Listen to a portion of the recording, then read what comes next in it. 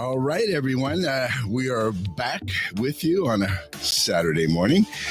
It's kind of an interesting morning. I don't know if it knows what it wants to do outside today, but at least it's not cold anymore. So that's nice.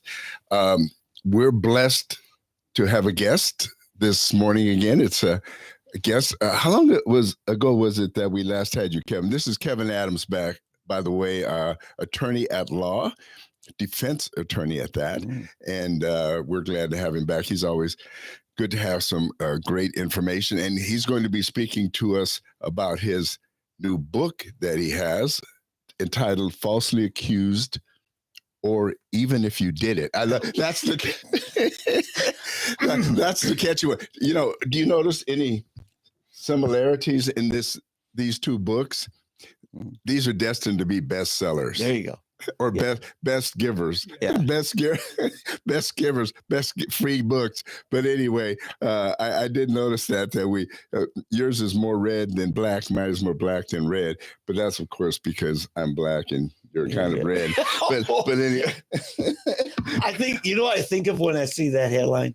Bart Simpson said, "I didn't do it. Nobody saw me do it. You can't prove anything." No, but seriously. This is a very, very good book, and we're going to get a little bit into the motivation and some of the things he discusses on. But anyway, Kevin, hey, thank you so much for coming back in, and thank you for sending me this book to look at. And you begin the book by dealing with the founding of our nation and what it was founded upon, essentially the right of every individual in America to representation, and basically the premise of innocence until proven guilty, but mainly the right to representation and a trial by jury. And I like that. I want to. This really stood out for me, and it says, for criminal defendant, the right to trial by jury is among the most valuable constitutional rights that we have, and is part of the protection of the doctrine of the separation of powers in the United States Constitution. The right to a trial by jury separates the power to bring criminals to justice in America. In the American justice system, the jurors are the finders of fact. And the right to trial by jury protects people from the awesome power of the government. So that is so good, because I know prior to the U.S. being established in Europe and in most other places, you went in front of some judges, and the judge basically sent him off with his head, or off to a debtor's prison. Or in fact, I've talked to the people before about this show Poldark that my wife, it was a PBS, one of these PBS Hallmark movies, or it was a series, and one of my favorites. It was just a wonderful series. But anyway, they would get these people, the poor, and if they offended what they called the betters, your betters, and yes. if the rich, basically, if the rich didn't like someone, they want to get rid of them, they would just go to a judge, send them off to debtors, or if you owed them someone, they sent off to debtors prison, debtors jail, and the judge could just determine, off to prison with you. You had no jury, no right to a fair trial. And that's honestly what it was like. And it would have been that way here in America had we not fought a revolution and won and set up our own political system. So anyway, having said that, to me, that the book centers basically around that whole premise. But why don't you tell us, first of all, what inspired you to write this? Oh, goodness sakes. Oh, it might help if you had a microphone. Here we go. You're on the court. Oh, good. This is good. Another first. Welcome to the pre-show, folks. Yeah. We are just about to go live here in a couple of minutes. Seconds out. You've just witnessed another first. Can you hear me now? There we go. All right. All right. We're back to the show. Well, I mean, I've thought about writing a book for years. And I've written things for years. I write things on my website and I'm trying to explain to my clients how the system actually works. And so it just, seemed like a natural extension to gather up these things I've been talking about, for the last 25 years and to put it in a book. The first thing I wrote was a pamphlet that I had actually printed up, a trifold pamphlet. It was called 10 Things Everybody Suspected of a Crime Should Know. And I would take this and I would give it out. I would give it out to my clients in the jail, and I give them a couple extra and they'd pass it around. Nice. And then when I got a website, I put that on the website. And then years later, I Googled it. I was working my website and I Googled it and it popped up on another lawyer's website. The lawyer had just taken it and put it on his website. And so I submitted something to Google and they took it off. But anyway, that was the thing. I mean, so much of the time I spend so much time trying to explain to people how the system actually works because their view of the way the system works is not actually the way the system works. And, and honestly, some of the people that are the most difficult to explain it to are the people that have never been in trouble before. Yes. I mean, they've lived a nice middle-class life. They don't get in trouble. Their son gets in trouble. And then it's like they can't understand or they can't believe that this system actually works this way, and you start trying to explain it to them and some of them look at you like you're an idiot, like this guy can't be telling us right. This system cannot be working the way that they say that it does.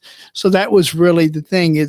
And I put it in the beginning, the first chapter, I just talk about it, in the introduction, that I wrote this for my clients and my clients' families to educate them.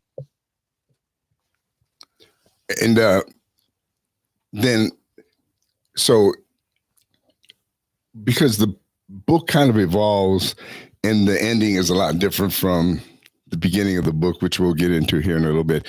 But so how did the pieces come together? As you said, the beginning began as a pamphlet, but then how did it build? How did you end up building the pieces? I mean, the first issue when I talk about in the second chapter, well, let me just start in the first chapter in the introduction. I give a little bit of what my experience is so people know that, I have the experience, something they could listen to.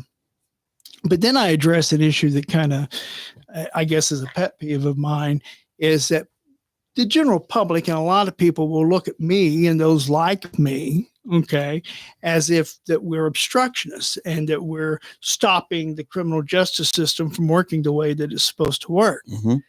But those people are wrong. Sure they are. Okay. Because I'm in the United States Constitution. You know what I'm saying? I'm in the Sixth Amendment. Hey, your local prosecutors, your local judges, your local police officers, they're not in the Constitution. I'm in the Constitution. And that jury is in the Constitution, And our system is supposed to have barriers. Defense attorneys are supposed to stand between their client and the angry mob. They're supposed to stand between their client and the criminal justice system. So that was the first thing I just kind of wanted to address, which I did. But then the next biggest hurdle that you get with a lot of people is that people get so wrapped up focusing on the flaws of the criminal justice system and attacking people, not everybody, but some people, and attacking people within the system that they don't, it's counterproductive. And so I just felt like I don't want to be negative, and there's a lot of negative things I could have said that I didn't say, but I just wanted to get the people to this idea that, look, if you find yourself in the criminal justice system, yes, it is in fact a flawed system. It's a flawed system for the same reason that we need a criminal justice system to begin with, is because people are flawed. It's the sin nature of man. We're flawed. But if you focus on how the system is supposed to work, then you have a much better likelihood of receiving a good outcome or a positive outcome than you do if you focus on the flaws. I'd like to ask you this. Rush Limbaugh, whom a lot of people don't realize how much of a pedigree in law he has. His father, his grandfather, in fact, I think his grandfather, uncles were on the Missouri Supreme Court. He said it this way, and I really want to get your reaction to it. He said, when we set up our criminal justice system, it was with the mindset we'd rather see 5 innocent men or guilty men go free than an innocent man get convicted. What do you think? Or am I wrong on that quote? I don't know. No. The quote actually comes from, and I think it's 100 guilty men versus 1 innocent man. Could be 10, but okay. And it comes from one of the founding fathers, which I ought to be able maybe to, the Federalist Papers. Or something. I probably ought to be able to tell you where it comes from, but it does come from one of the founding. So you've fathers. heard that several times before. Well, yeah, it's interesting.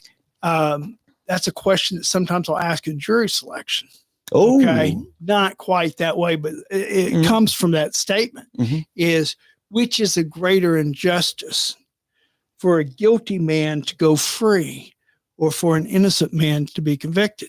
That'll tell you who they are. Yeah. Well, because they're supposed to be deciding this beyond a reasonable doubt. Exactly. Okay. And if a person tells me that they're equal injustices, then in my mind, that person is going to apply a preponderance of the evidence standard, which is a civil standard, instead of realizing just how serious it is when the government takes away one of the freedom of one of the citizens. So, but that I crafted that question based on the whole. Okay. Better to let some people go free. How difficult is it, Eddie? Turn your mic on. Oh, I'm sorry. Thank you.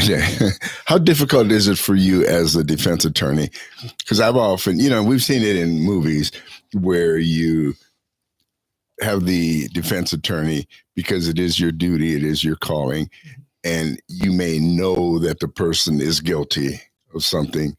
But even as it says here, falsely accused, or even if you did it, you still have a duty to defend that person.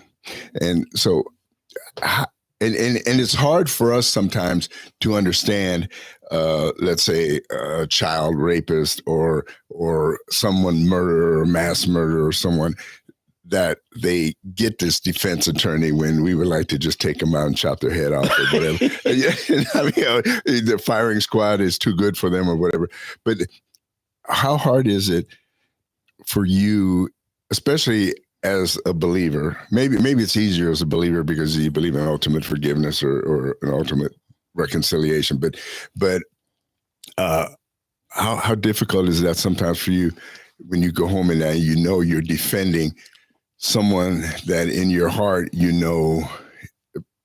either did it or probably did it. And you're here defending this person against someone prosecuting their case. Yeah. I would say this. Our system is set up to have a jury of 12.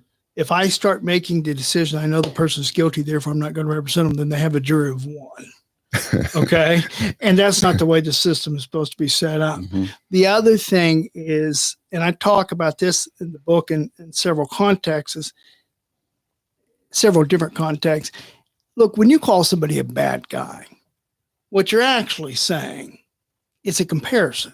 You're saying, I'm good. Yeah. And he's bad. And if I'm good and he's bad, then whatever I can do to him is justifiable in my mind. And that's, part of and that's human nature. Okay. To be judgmental like that.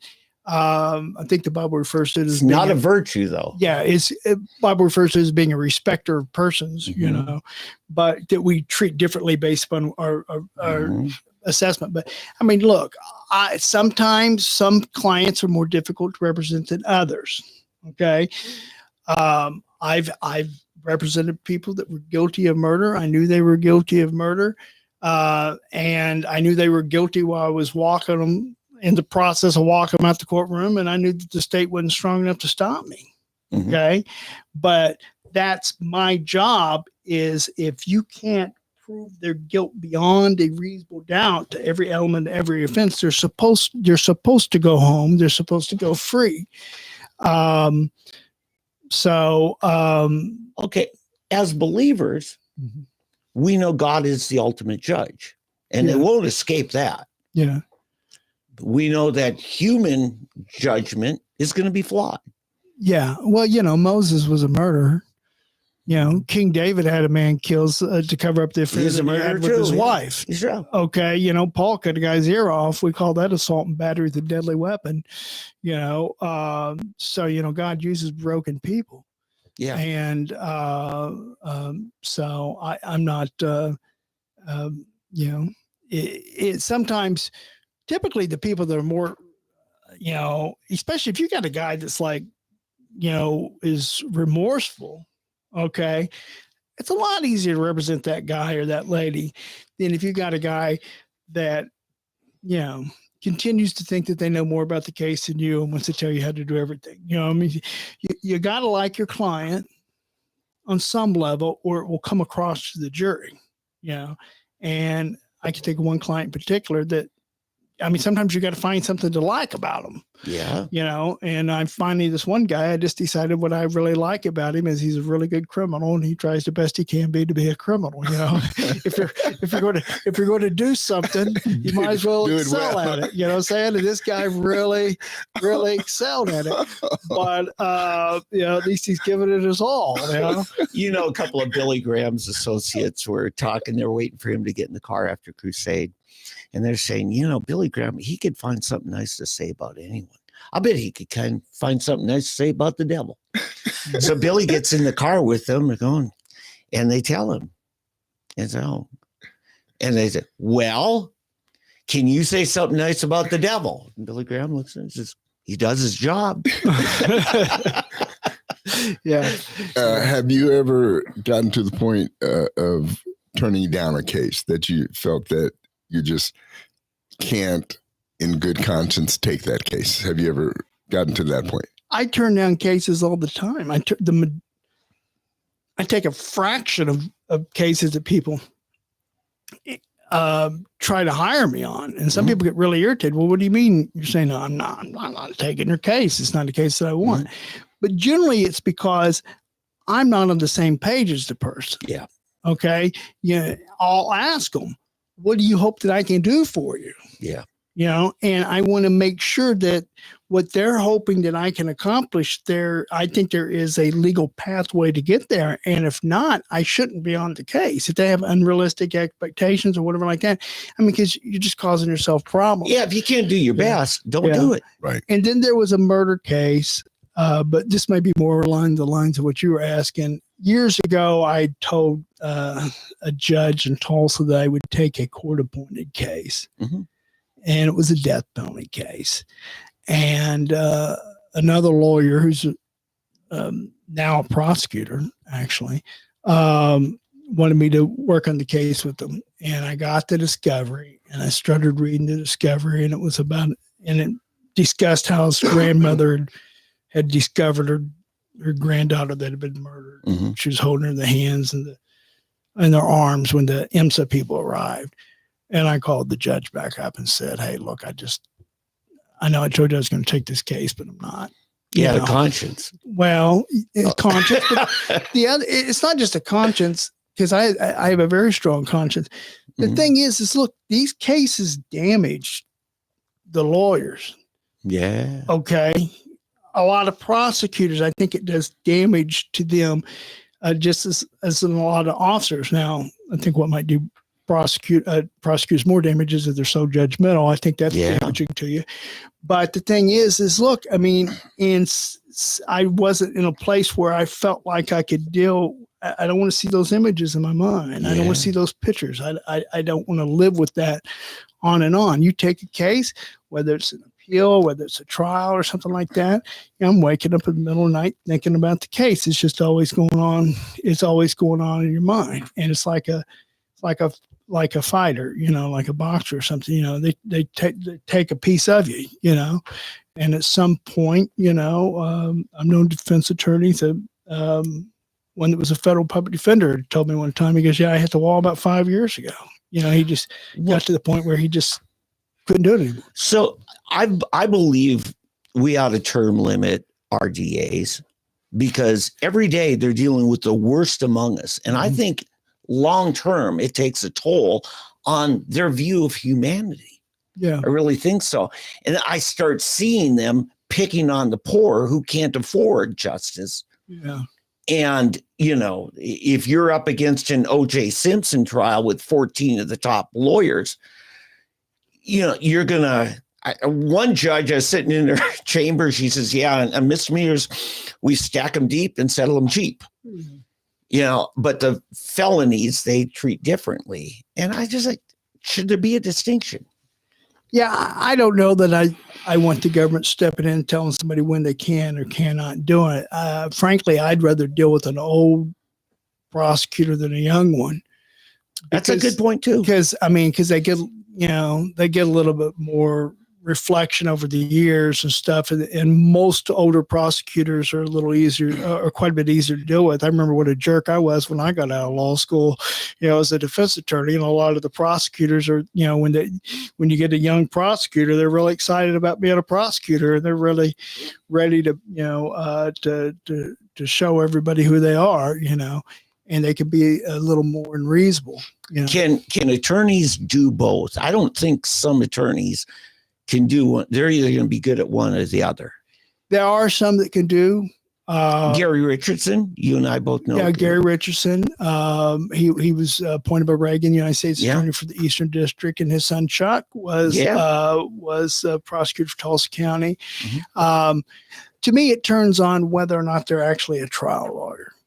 Okay. A lot of the prosecutors aren't actually trial lawyers. The most important characteristic of a trial lawyer is the ability to see things from different perspectives, to predict with a reasonable degree of certainty how people from different points of view are going to feel about a particular set of facts. Okay. Yeah.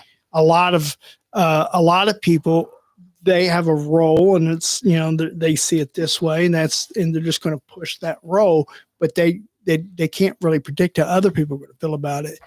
And if you can't do that, you're not a trial lawyer. And so there are some prosecutors who can make that, cross, but I would say most of them probably can. Yeah. Most of them I would classify as litigators. Yeah.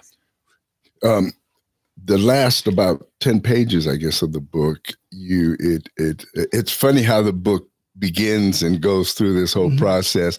Then all of a sudden, in the last 10 pages or so, it almost turns into a Bible study. Yeah. And it's really quite interesting.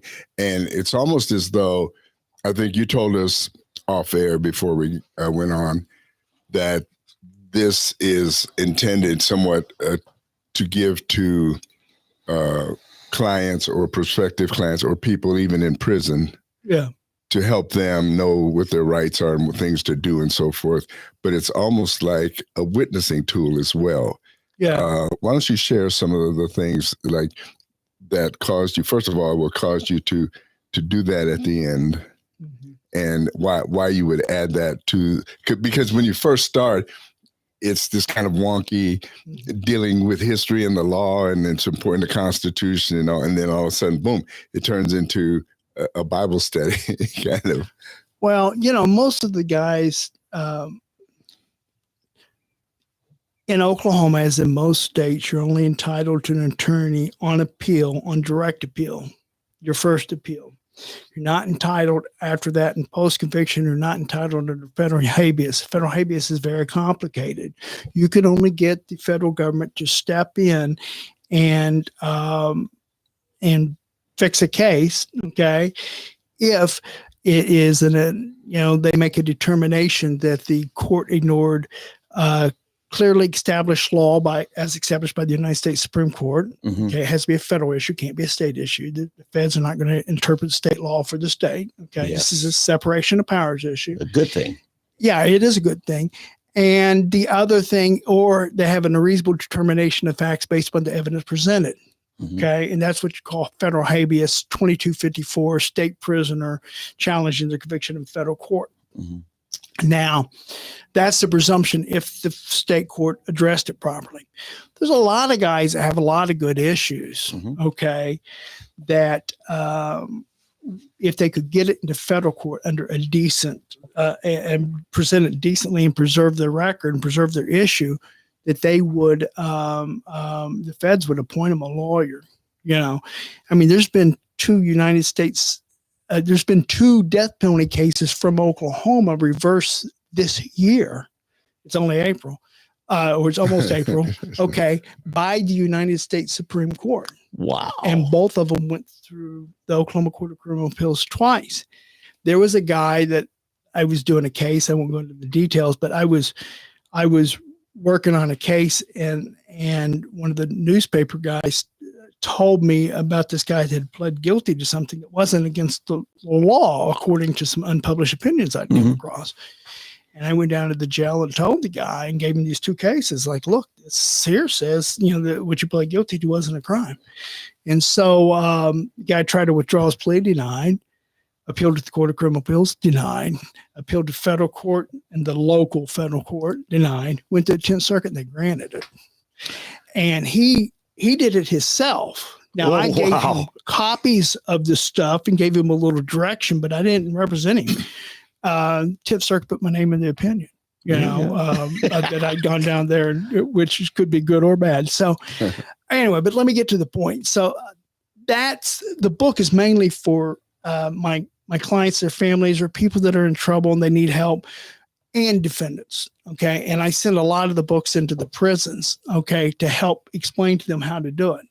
And on the faith part of it, look, most people, I mean, the criminal justice, most of these guys, the criminal justice system's not going to work out well for them at all.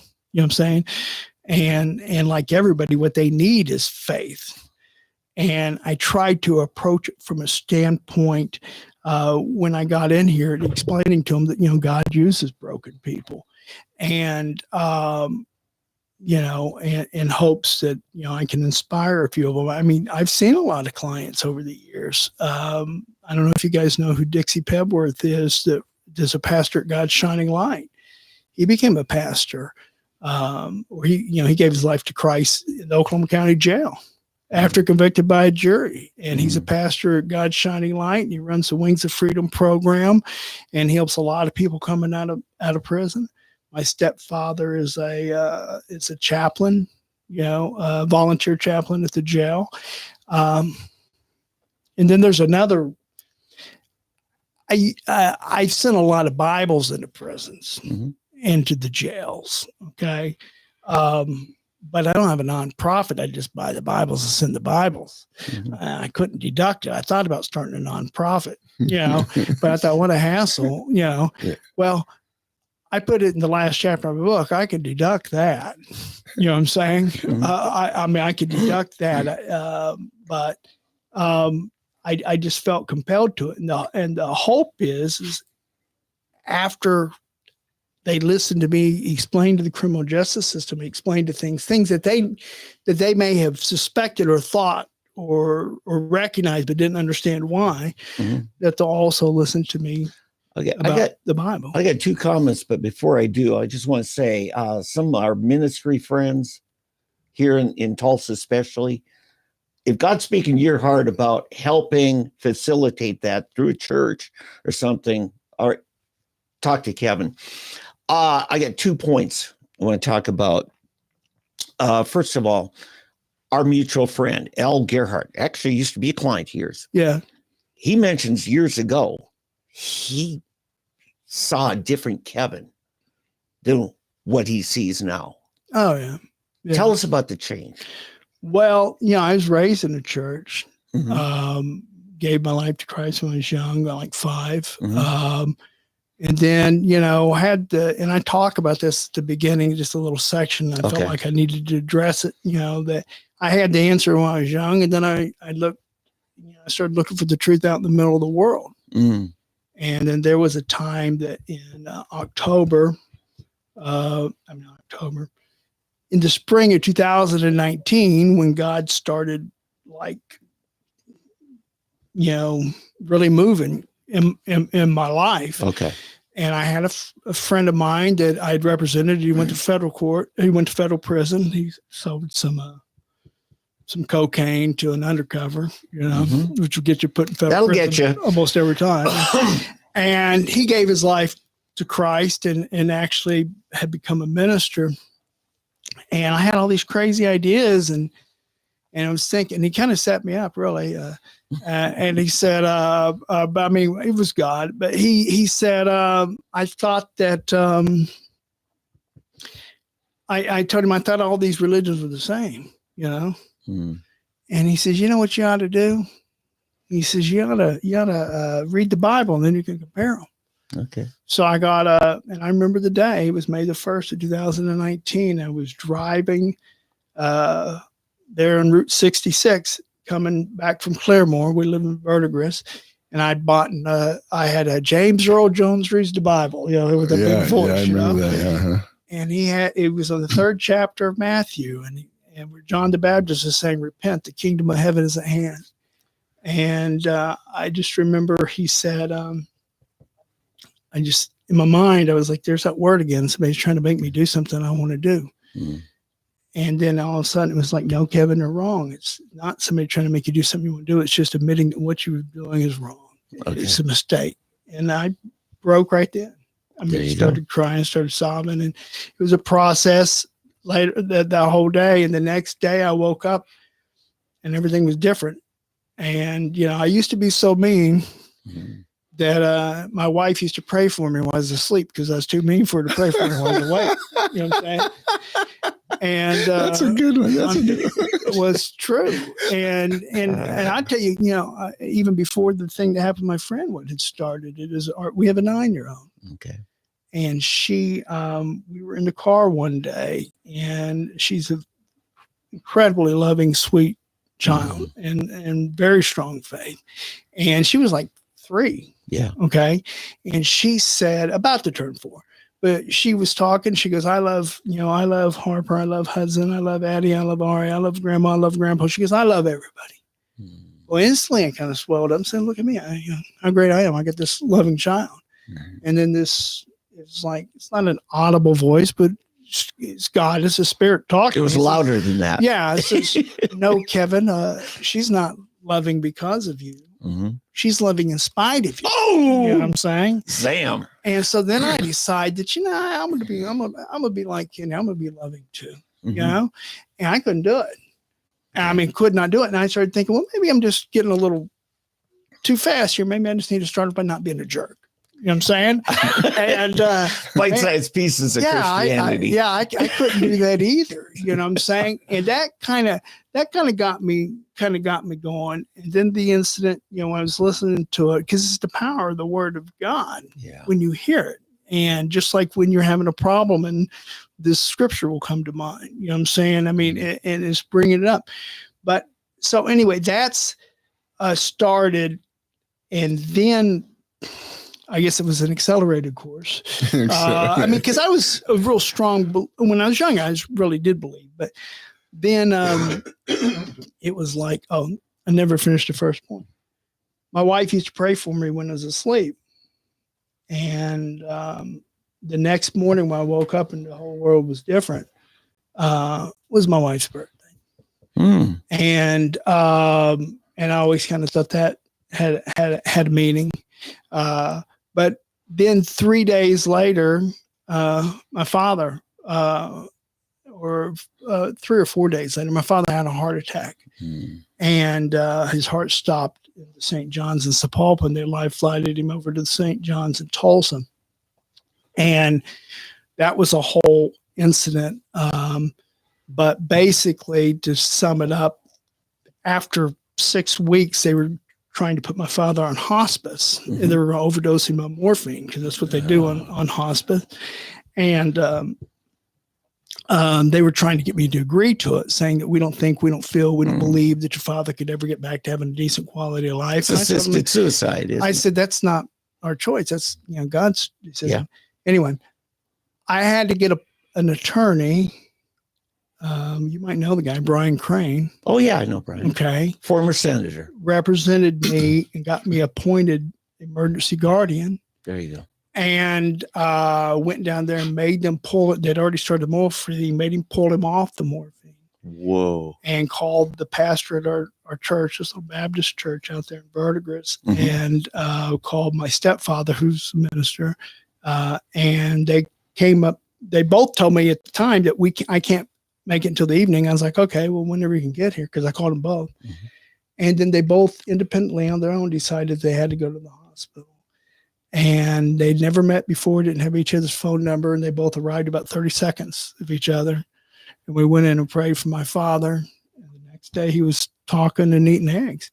And my father lived another 2.5 years. There you go. And there was litigation over the whole thing. And what I had found out is that 6 doctors had gotten together and decided that he wasn't going to make it through the night, and they were going to give him enough morphine to make sure that he didn't. And he did.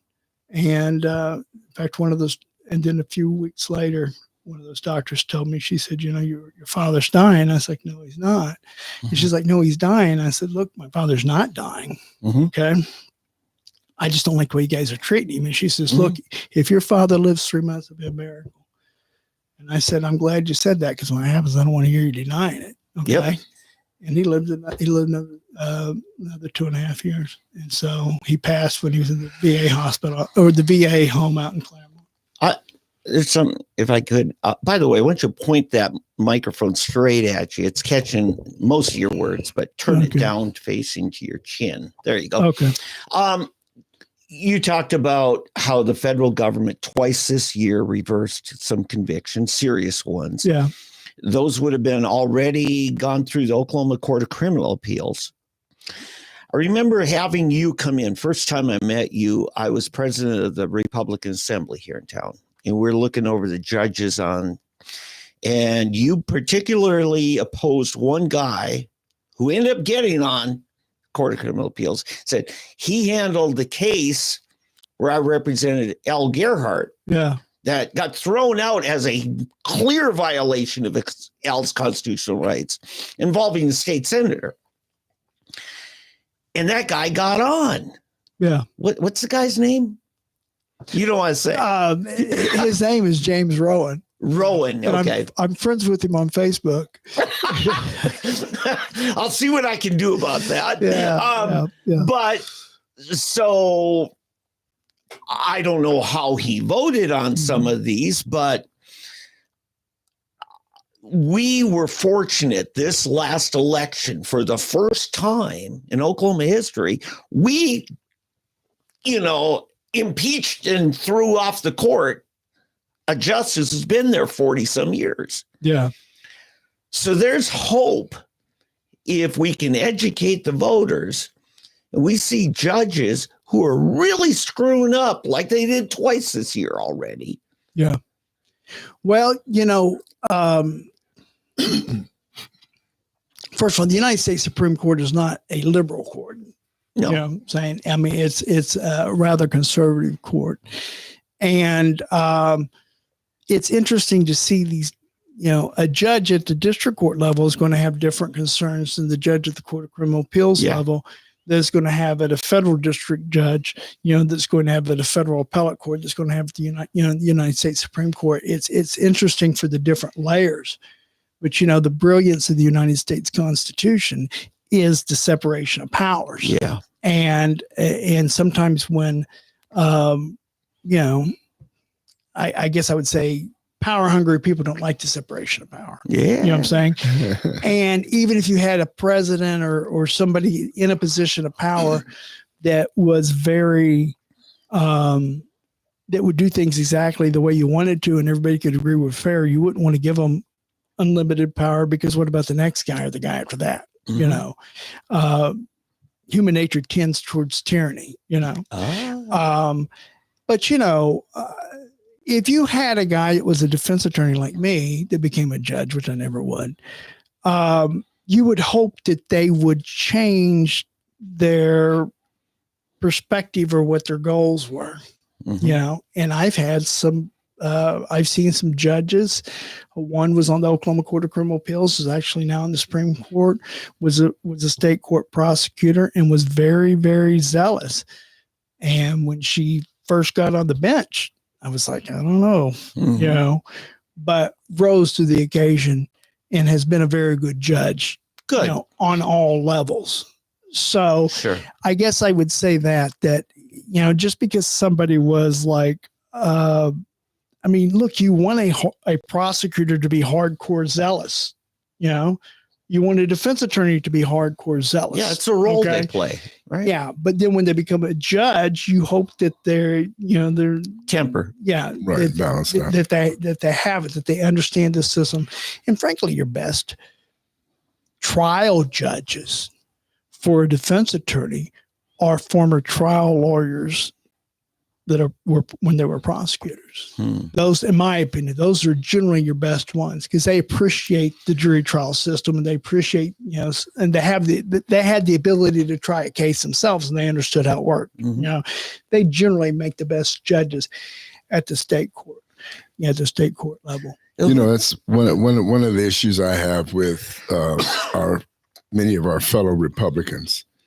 It's like I have a saying that our people have gone so far right that they've gone all the way around to the left. So by that I mean they take on the same personalities of the people on the left, but they want to use it for their own. So in other words, they want basically tyranny, but tyranny from the right. So we want our judges to come in and exact vengeance. You know,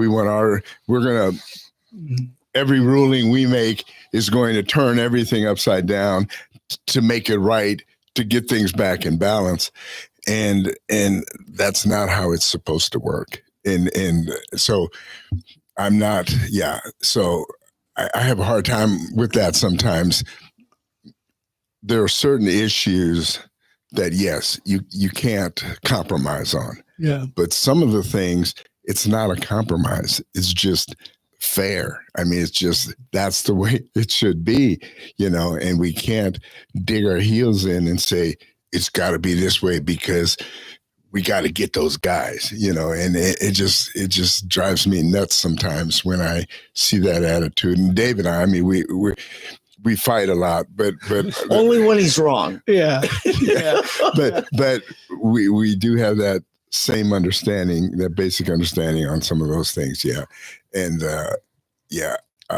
but getting back to your situation, you know, it must be tough, you know, again, you know, you're a man of God and only a man of God, but a godly man. That's more important than being a man of God, I think. But in your position, because you get to meet unsavory characters, and on both sides, you meet unsavory characters that are being prosecuted, and sometimes the ones doing the prosecuting may be unsavory as well. And you've got to deal with both sides of it. And I can imagine that there was a period of time when I had a decision to make, go to law school and become a lawyer or become a missionary. And I think God saved me and sent me off to the mission field. Yeah. I often think that because I just don't know if, with my personality, I don't know if I could have done it. I feel like it's an opportunity for me. I feel like God brings people to me that he wants me to help. You know, the second court-appointed case that I'd taken, and this is like in 2002, it was my second jury trial. Maybe not the second court-appointed case, but it was my second jury trial. I walk into the cell with this guy, and the guy looks at me and says, you know, God, I've been praying to God to send me somebody, and you're it. And I was like, yeah, whatever, buddy. You know, I mean, I was so full of myself from winning the first trial, you know, and at the end of the case, he's standing in the corner of 5th and Main, saying, you know, screaming, yelling, praise God, praise Jesus, you know, and this lawyer I know walked by and he looks at me and he goes, I guess you guys won, huh? And I was so arrogant and I said, yeah, I won, you know. And gave God no credit for it at all. You know, it was all me. But the thing is so, I mean, I do find it as an opportunity, you know, to witness to people. And, you know, for instance, David Ware. Yeah. he was in the Tulsa County Jail, and somebody he did not even know sent him a Bible. Wow. And he opened it up and he started reading it. Yeah. And I saw his investigator earlier this year, the investigator he has on the case, because these things go on for a long time. And the investigator, told me that, David still had his faith. Mm. And, so many people, they look at somebody who has done something like that, or accused of doing something like that, or has actually done it, and they think, well, they're such an awful person. There's no way that God could ever forgive, or God could ever love that person. You know what I'm saying? Unlike me. God's not that big. Yeah, unlike myself, where God could clearly love somebody like me. Yeah. And they just, resent it. It goes to that whole good guy, bad guy thing, and so, I mean, I'm hopeful. And, there's a statute that's not followed. I think it's Title 57, 100 and something. Okay. That says from 1910, that says that the state or county shall provide a Bible or a New Testament to every inmate that wants one. Mm. And now it's mainly churches and ministry. Gideon. Yeah. Gideon That do it. But I mean, you want somebody to arrest these people and to lock these people up. But look, we could go down here to Woodland Hills Mall and we could set up a table and we could pass out Bibles, and we'd probably have trouble getting rid of a case. Mm-hmm. Okay. People don't out in the world, they don't want them, but you go into a jail or a prison and those guys will take the Bibles. Sure they will. And they'll read them. Okay.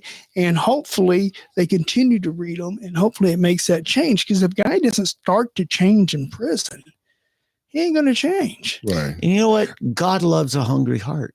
Yeah. Sometimes God looks at that inmate as having a more pure heart, hungry for him, than the rest of us. Yeah. Hey, I wanted to. Well, let me just ask real quickly in the situation with David Ware. Last time we spoke, I think you were looking at, or he was looking at an appeal or anything. Where is that? Is he still looking at appeals, or is he through with his appeals? Or oh no, he is. It's at the direct appeal level, and my understanding, it's all been submitted to the court. It's waiting on the Court of Criminal Appeals. Mm-hmm. After the Court of Criminal Appeals decide, if they do not reverse it, then he'll have an opportunity to appeal to the United States Supreme Court. Okay. And then if he loses that, then it would start the post-conviction process, and then go into the federal habeas process, and then back to the Supreme Court. Could you explain for the people the word habeas? Federal habeas under federal court, if you're a state prisoner that has a conviction in state court, and it involves a federal constitutional right, generally, you can appeal it to the federal courts, complaining that the state court has ignored your federal constitutional rights or violated your federal constitutional rights. You said reverse it. Isn't there also a procedural thing where you say, no, you didn't run the trial correctly, retry it?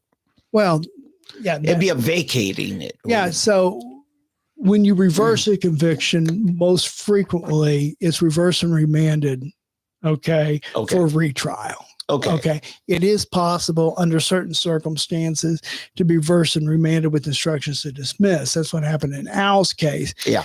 But like if you have a search and seizure issue where like they're not going to basically after this decision, they're not going to have a case. Gotcha. Okay. Yeah. But that would never be on a case like David's. It would always be reversed with instructions for a retrial. Yeah. You remember the judge that was dead set on his own jury instructions. In every case that got convicted had to be redone because of his. Yeah. That was Hopper. Yeah. Yeah. Presumed not guilty. So that was a procedural thing. Yeah. That didn't go to whether or not the evidence was proper. Yeah. I talk about this a little bit in the book. Look, appeals are about process. Okay. An appeal is a process complaint. What you're doing is you're complaining that the process by which the jury reached its verdict was flawed. Now, a lot of people, the hardest thing they have to wrap their head around is after their loved one, them or their loved one gets convicted, they want to keep re-arguing the jury's conclusion. Mm-hmm. The appellate court is not going to replace its opinion with the opinion of the jury. And frankly, we wouldn't want them to. I mean, from a defendant standpoint, you wouldn't want them to. Yeah. With the rare exception like Al's case where you said, no, this was his constitutional right to do this. Yeah, but you see, that was a process. That was a process problem. Okay. It wasn't that the jury reached the wrong factual conclusion. The judge is the judge of the law. The jurors are the finders of fact. Gotcha. Okay. And we're not challenging. And even if you're challenging not guilty, that no reasonable jury could have reached this conclusion. Okay. What you're actually saying is it's a legal problem. It's that's a legal problem because it's a complete absence of the evidence that was there. For an example, Trump being found guilty in New York City in that case where most of us are of the, I won't say no for a fact, but are of the opinion that that jury was totally tainted and did not find on fact. They just came up with a lady, that couldn't remember when in 10 years it happened or what, exactly, and those type of things. Yeah. Yeah. Well, I mean, I referenced Trump's case in here a little bit, just in passing, but the thing that people don't understand about jury trials is they always look at these jury trials and they always talk about the evidence. Okay. The evidence. Look, a jury trial is a story war. It is storytelling in a hostile environment. I'm telling one story and the prosecutor's telling another. Okay. And while we're each doing whatever we can to mess up each other's stories. But at the end, well put. But at the end of the day, a jury trial is a criminal jury trial is a skirmish in the story war. I mean, in the culture war. It's a skirmish in a culture war most of the time. Look at O.J. Simpson. Okay. Most of the, the white people are upset. Most of the black people are dancing in the streets. Okay. They totally turned it into a culture war. Look at George Floyd. Look at Trayvon Martin. Look at the Trump cases. They're dividing. If they're not skirmishes in the culture war, then why do they divide along political and cultural lines? Because what you're doing here, and the amazing thing about the jury trial is you could take a trial. I mean, you could take average people. First of all, I'd rather be judged by the first 12 people walking down the street than any judge in the state of Oklahoma. Okay. Wow. And there's no offense from any of them, but it's just that when I'm picking a jury, the most important characteristic in picking that juror is how do they view the power structure and how does that relate to my case? Yes. And the system generally does not allow people into positions of power unless their ultimate loyalty is to the system itself, not necessarily what the system professes to believe. Okay. And it's the power structure that's bringing the charges against my client. Yeah. And it's just amazing. And when you're picking a jury, well, when you're trying a jury as a defense attorney, what you're actually saying is, I think I can pick 12 people and tell them a story, and they're going to see the case closer to my point of view than they're going to see to your point of view. Yeah. And you need a different jury if you're representing a police officer accused of assaulting a protester than you do if you're representing a protester accused of assaulting a police officer. And if you don't understand that, you have no business representing people in front of on criminal charges in front of a jury because you're not a trial lawyer.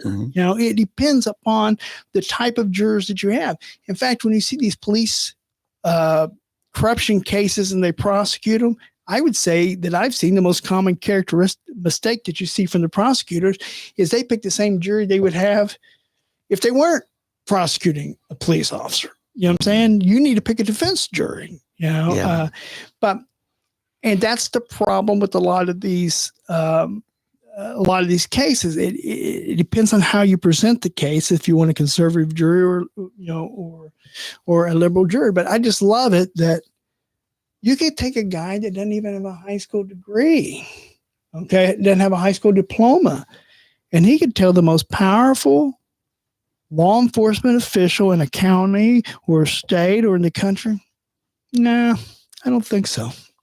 I don't agree with you. Yeah. Yeah. The principle, people have used the term jury nullification. Can you simplify that for most people? Jury nullification is when the jurors do something, okay, that is contrary to the law that they were instructed. Instead of doing what the law says, reaching the conclusion the law says they should reach, they reached a conclusion that they want to reach.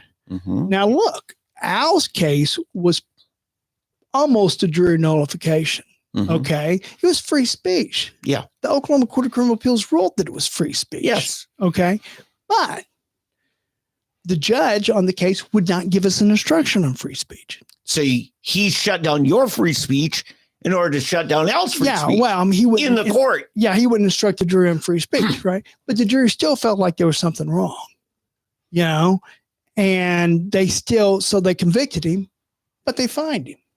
Yeah. No jail time. Yeah. I mean, where do you come across a case where the jury said, they're basically saying, yeah, we think something's wrong, but we're going to convict him because this, without the free speech, it met all the elements, and I've had other cases where judges refused to give instructions that I believe was real clear in the law that they should have been given, but the jury acquitted the client anyway, and they just said, we're not doing that. Yeah.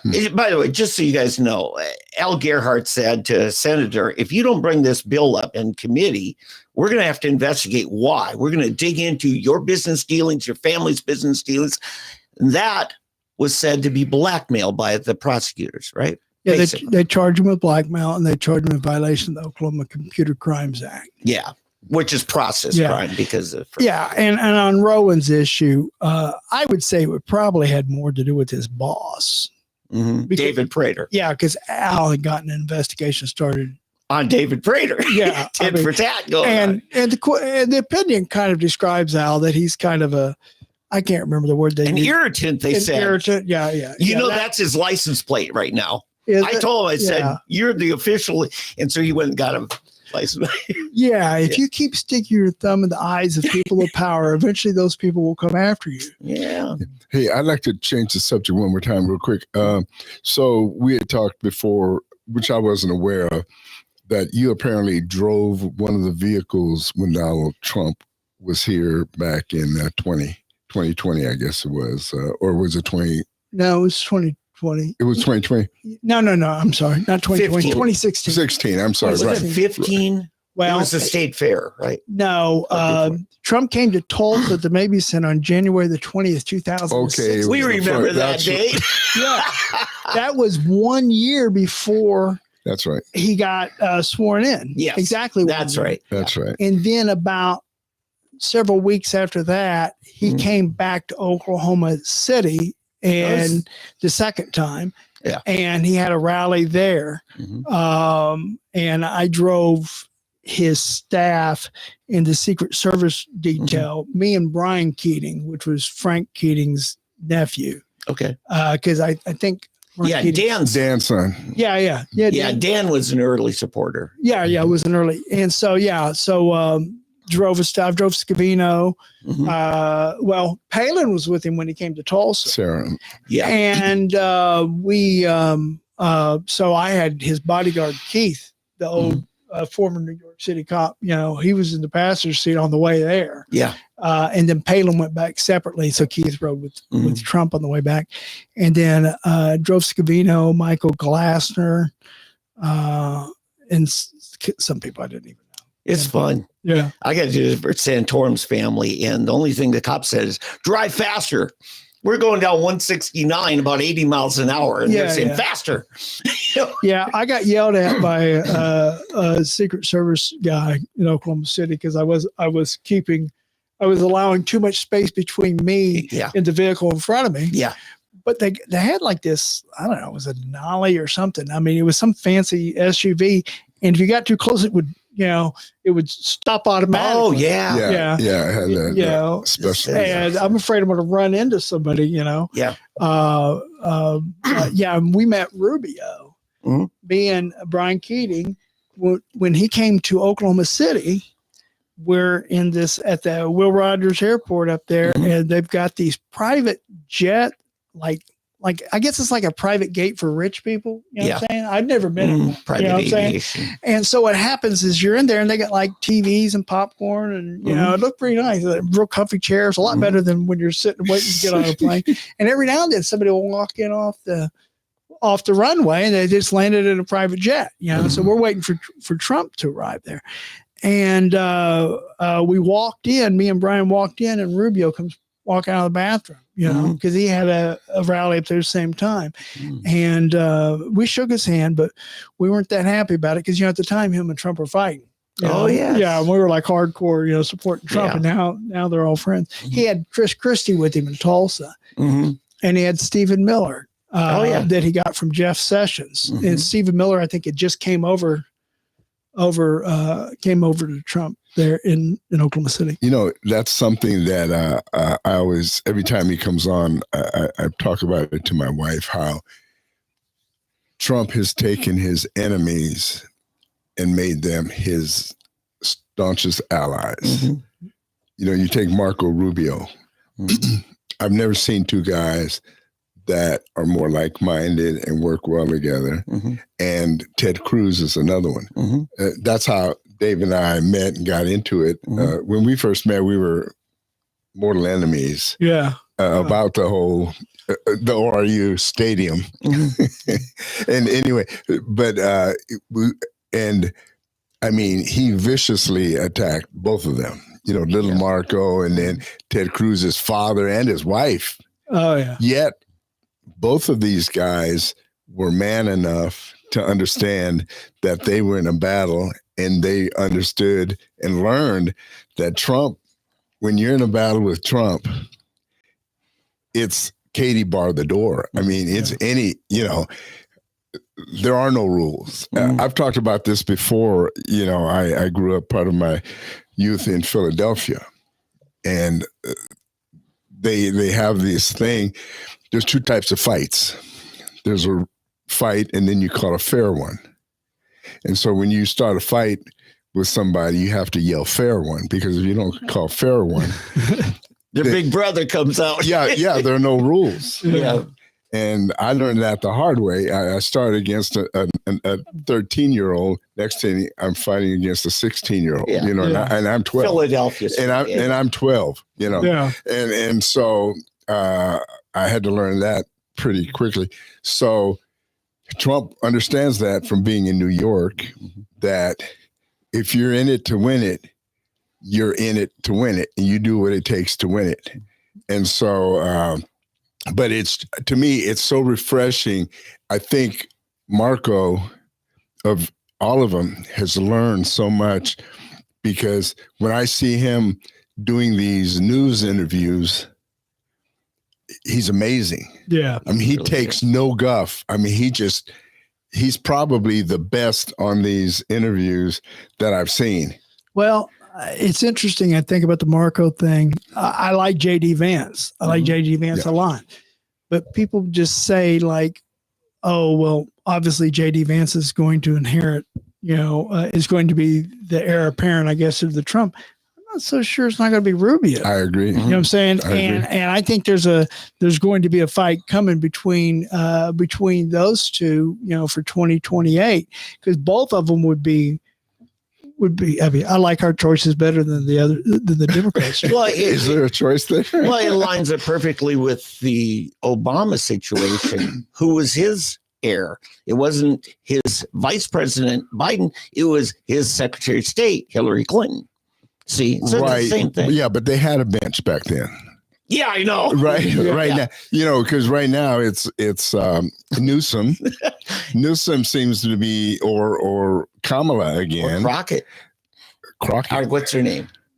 The black woman. Oh, AOC would be there before Crockett. Yeah, I know. And Rawls is trying to make himself there, but oh no, he is just, he's disgusting. I mean, even to his own people, they don't like him, which we can get into here in a little bit. His latest thing you saw, where he had this big rally and he's skipping around the stage like he does, but he was talking about Tesla, and he was talking down, basically applauding the vandalism of the Teslas and the Tesla stock going down, down, down, until it was pointed out that billions of dollars of the state pension fund is in Tesla. I mean, hundreds of billions of dollars are invested in Tesla. Then all of a sudden he comes out a couple of days later, oh, I was just kidding. Yeah, you don't kid like that. You don't kid like that. He is an idiot. I say don't rule out is the sports broadcaster Stephen Smith. Running for president?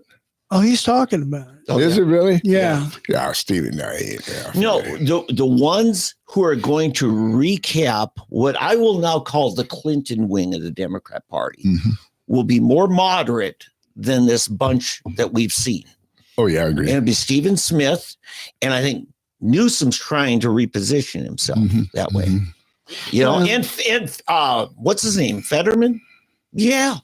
Yeah. I understand. He realized, he's smart enough to realize he's now in a purple state and he needs to be more like Joe Manchin. Well, see, where they messed up is when, do you remember who was the other choice from Pennsylvania for vice president? Remember they had a choice between Shapiro. Governor Shapiro. Yeah. He was young, good looking, sharp, intelligent guy. And I'll tell you why I think this shows how stupid the whole party was, or the apparatus at the time. I think they didn't pick Shapiro specifically because he would have made Kamala look bad. Yeah, that's it. That's a point. I think that's right, because you don't want your vice presidential candidate looking smarter and more intelligent and more electable than your presidential candidate. That's what happened with Lloyd Benson. He made Dukakis look bad. A lot of people thought Benson should have been top of the team. Right. This is an 88. And so they picked what's his name out of Minnesota? Yeah, Tim Walz. And mission was accomplished. He made Kamala look good. Big scandal is about to reveal itself. But corruption involvement of the Chinese Communist Party in Minnesota. Get ready for it. Okay. The thing is can't wait. There's 80 million. They claim that Biden got 80 million votes. Okay. Okay. Right. And there's a lot of them that just didn't show back up the second election. Yeah. So if you had done something to get Biden more votes than what he was entitled to, okay, and you knew they weren't going to be there the second election, then why would you want against Trump? And you basically knew I can't beat him the second time because we don't have coronavirus going on where we can mail in a bunch of votes. Okay. Then why would you want to be the sacrificial lamb at that time? You're better off keeping your powder dry and then trying again when Trump's gone in 2028.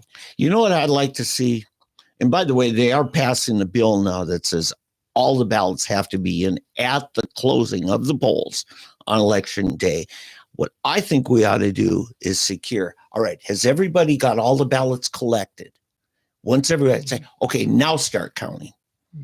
Because this was a thing going back to 1960 with Mayor Daley in Chicago. They got to see what downstate did for the Republicans, so they knew how many votes they had to come up with. Yeah. And we saw that with Biden in 80. All of a sudden, 3 a.m. when they had supposed pipe leaks, water main breaks, and everything, all of a sudden, big dumps of hundreds of thousands of ballots. Well, in came the rollerback suitcases. Yes. From underneath the tables. Yeah. You saw the same thing in 2024 in certain districts, congressional districts, especially. California. Gary Richardson and I and some other guys used to play poker. Okay. Yeah, I remember. And after the hand, one guy would, a guy would bet and the other guy would fold and say, well, what'd you have? And the joke was first liar doesn't stand a chance. You know what I'm saying? Because the guy said, I had 3 of a kind. The guy said, I had a full house. And that's kind of the same way, I guess, with the votes. You know what I'm saying? They want to slow it down to see how many votes they got to see what the number is that they got to beat. It's clear corruption. And yeah, I definitely think it's a problem. Because what happened, it was 6 counties swung the election for Biden. Just 6 counties. Yeah. Yeah. So, but I think it's actually accrued to Trump's benefit. I think the 4 years off and everything they did to him and all that has done nothing but make him stronger. I agree. And I think it's exposed a lot of stuff that people otherwise would have never believed. Mm-hmm. And the new coalition that he's got between MAGA and MAHA. And, I think it's strong. I think you're right on. I think it's strong. Right on. All right. Should we wrap? All right. Yes. Well, Kevin, thank you. Thank you so much. We appreciate you coming in. The book again for everyone out there. So if you've been falsely accused, and even if you're guilty, or even if you did it, I'm just paraphrasing. Yeah. But and where can people get this? It's on Amazon. It's on Amazon. But Kevin Adams, if you don't remember the title, but Falsely Accused basically is the main title, and then Kevin Adams you can get. And how much is it? It's like $10. $10. Oh yeah. So yeah. I know you're doing podcasts and certain speaking events. Any of them that you can speak publicly at that people can join, or? Yeah, mainly you guys is the only podcast I've ever done. Is that right? I'm saying, yeah, you guys are the only podcast I've ever done. I've got some emails every now and then, but I've never done one. Yeah. Well, and Kevin Adams is the common spelling, and it's falsely accused with a question mark. So when you go into your search query, do that and it should pull right up. Yeah. And good. Any cases you're working on of note? I've got a couple murder cases, but there's kind just of a couple of murder cases. By the way, you were telling us about last time you're in, you got this other case in eastern Oklahoma, but they locked up a victim and accused her of a murder where she was basically kidnapped and kept in a cage. Yeah, well, we got that all straightened out. I was going to try the case. She was charged with murder. You know what I'm saying?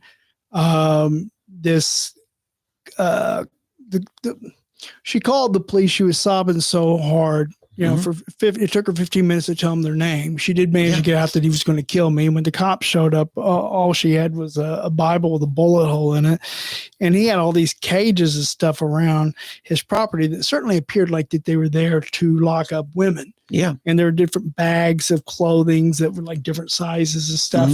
And he actually, in this one room that was a shed that he converted where you could lock somebody in there, on the wall, he had pictures of demons and stuff. And one of them said F-U-C-K or death above. Anyway, and it looked to me like the guy, but anyway, the neighbors heard her screaming for a couple hours before she called the police, and they were used to hearing the sounds of women's screams come from that place. So anyway, the state offered us not guilty by reason of mental illness. Because she spent some time in the mental hospital afterwards. It just like broke her. Who wouldn't? Yeah, it just like broke her. But anyway, we did end up taking that. And then so they come up with a treatment plan for the person. And the treatment plan was basically she had to live with her mother and check in with a mental health professional once a month. But we didn't believe the judge should have ordered continued supervision because of the requirements of the statute. So I appealed it to the Oklahoma Supreme Court. They assigned it to the Court of Civil Appeals, and the Court of Civil Appeals agreed with me. And so now she's completely free. Okay. Praise the Lord. So she had a limited sort of probation kind of thing. Yeah. It's interesting because once you're found not guilty by reason of mental illness, even though it's still under a criminal case, it becomes a civil matter. Yeah. And the issue is whether or not you have a history of noncompliance, okay, or whether you need continued supervision because of unresolved mental health conditions. She had no history of noncompliance, and the doctors said that it was a one-time schizophrenic event, and they basically cut her loose. So she's and they're not from Oklahoma. Yeah, she's Right. completely free now. Good. So Right. I don't have anything to Dave has those one-time schizophrenic events all the time? once a week. Yeah. One time a week. Yeah. Feel better, Eddie? Yeah. All right, Kevin, we're going to take Kevin, a break. Thank you so much for joining us. And we look forward to next time for your next book, your sequel. Yeah. Even if you didn't do it. Yeah. News Roundup. Or coming up. especially if you didn't do it. Yeah. Hey, thank you. Seriously, we appreciate it. God bless.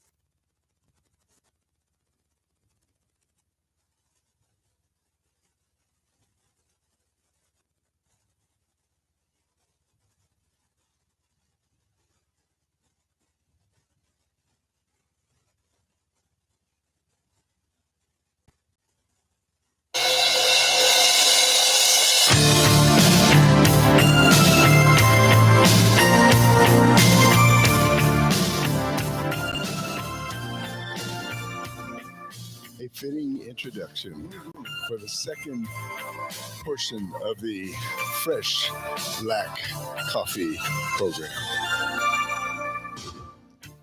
All right, we had Kevin Adams for our first segment. That was a lot of fun. Yeah. It's interesting getting a trial lawyer in.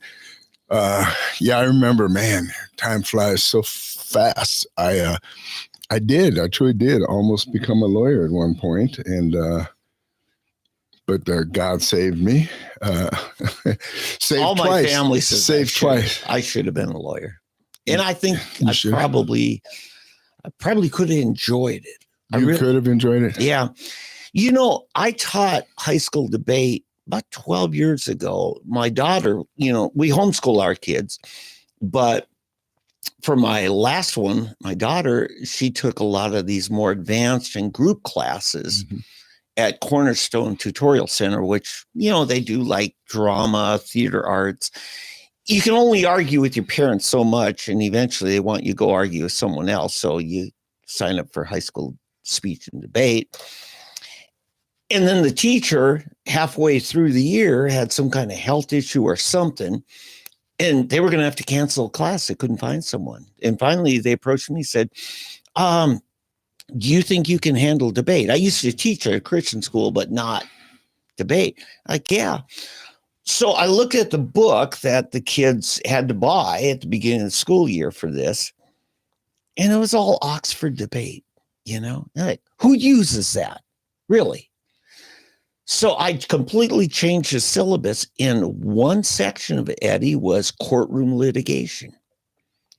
And I said, kids, you need to know this. In fact, their assignment one week was to watch the movie My Cousin Vinny, and which is great humor. It's a great movie about Southern justice, but you learn the rules because they're very good about that.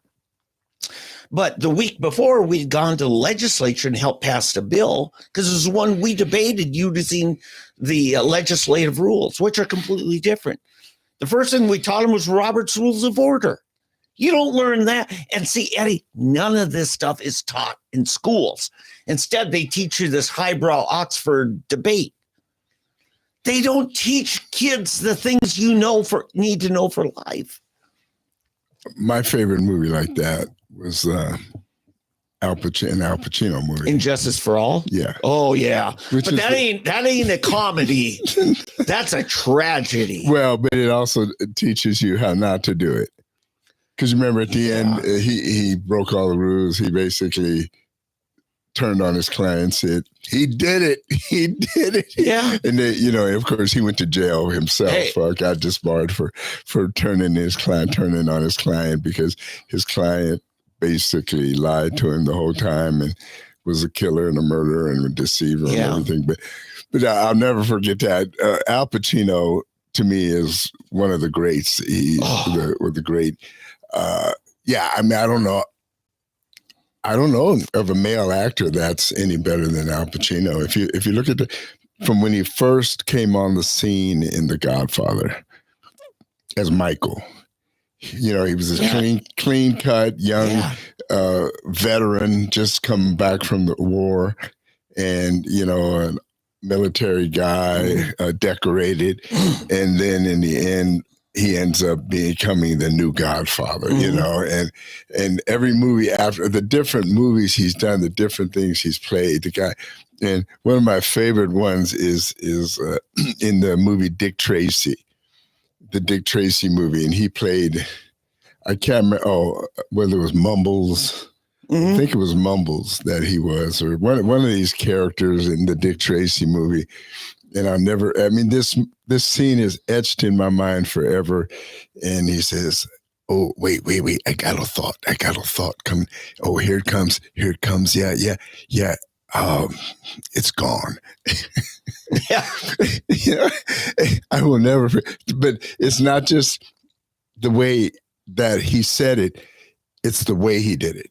That's what makes a great actor. Yeah. Not that they said it, but it's the way they said it, you know. So anyway, Al Pacino, one of the great ones. Yeah, and Justice for All. I think Kevin would tell you too, and other attorneys I know say it's probably one of the best movies to watch to help show you the reality of our court system. Right. Except the end, one of the things you cannot do as an attorney, a defense attorney. The thing I remember at the end was he has to have somebody represent his client, a cross-dresser.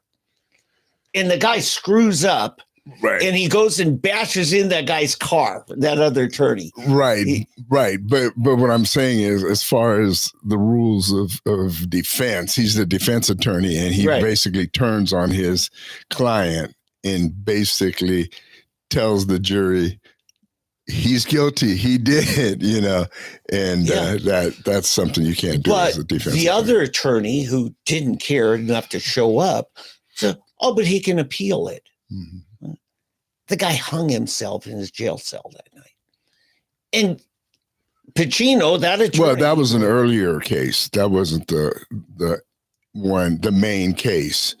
Mm-hmm. I'm talking about the main case. That was right. I'm just saying that's the one that stood out. Right. That's the one. Yeah, it was a different case, which probably is a part of what made Pacino so mad, what set him off to turn on his own client, because he realized that the court system and the title Justice for All is kind of a joke, that it was not justice for all. No, it wasn't. If you want to see that point in a comedy, watch Liar to Liar with Jim Carrey. Jim Carrey. Liar. Yeah. Because he does get his attorney off, but by proving she's a liar. Right. She lied about her age, and therefore the contract's null and void. She was not an adult. Right. Hey, let's get to some current events. Oh, you want the big one? Texas Tech is still alive.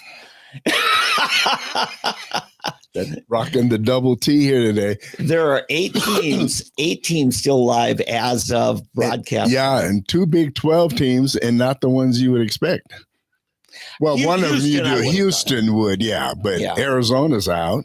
Yeah, and Kansas is out. Iowa State. They were the top until Houston actually. Well, no, the top 3, believe it or not, were Arizona. Well, Houston, Arizona, and Texas Tech. Yeah, it was the top 3 teams. Yeah, you're right. And then, but Iowa State and Brigham Young were in it. Let me think. Who? OU, I think, barely. They were like the numbers. You know, we usually get 6 teams in there. Well, Oklahoma is an SEC trader. Oh, that's right. I'm sorry for not OU. Let me see. Who was it? There was somebody. Who was it? Well, Kansas. Oh, Baylor. Yeah, Baylor. Kansas and Baylor. Yeah. So we had 6 teams, but Kansas bowed out early. Real early. They were out first round. Yeah. Yep. So there are, of the 8 left, 2 are Big 12. But get this, 4 of them are SEC. SEC is having to be. In fact, every one of those 4 games left in this round is an SEC team. I think you're right. The SEC could completely own the Final Four. Yeah. If it goes right. Yeah, I hope Tech can beat Florida. Tech plays Florida next. Yeah. I hope they're a 1 seed. Now, what is Duke this time? They're a 2 seed, I believe. Okay, Houston. No, they're a 1 seed. Houston's a 1 seed, and then Auburn's a 1 seed. Okay, yeah. So those are your 1 seeds, and the 1 seeds. So basically, out of the semis, I guess. Oh no, Sweet 16. We're in the Sweet 16 now, right? No, that. Elite 8. Yeah, we're in the Elite 8. Oh, go Tech. So anyway, so Houston, Tech, Duke, and who's the other non? So that means five. How many is the SEC's got 4. 4. So there's one other non. So Houston, Tech, Duke. Right now. Yeah. Oh, Michigan State. Tom Izzo's. Oh, it says Michigan State. Yep. Oh, that says Michigan. Okay. No. So that would do it. Yeah, Michigan State actually was ranked higher than Michigan, but yeah, they're the one. Oh man, NCAA women. Please bear with us. You know what bugs me? We got to get all this is the down. political correctness. ESPN has to give just as much credibility to the women's tournament as the men's, even though 95% of the traffic is interested in the men's tournament. You know, it's like those WNBA women. Pig, Yeah, like those WNBA teams that think that they get a share of LeBron James's income. You know what started that? The WSL. Okay. Yeah. No, seriously. Yeah. They started sharing, which is ridiculous because they think because they won a championship. Yeah. How's that working out for them? Yeah, exactly. They suck. Yeah. Now they do. Exactly. So yeah, you got four games left today and tomorrow. All right. You've got Auburn and Michigan State. Okay. That's a 1 versus 2. Then you got the other Duke versus Alabama. They're a 1 versus 2. Duke's the number 1. And then Alabama. What is it? Alabama's a 2 seed. A 2. Okay. Yep. Florida's the number 1. Florida's a 1 seed. They're against Texas Tech. Texas Tech, which is a 3 seed. And then you've got a Houston and Tennessee is a 1 versus 2.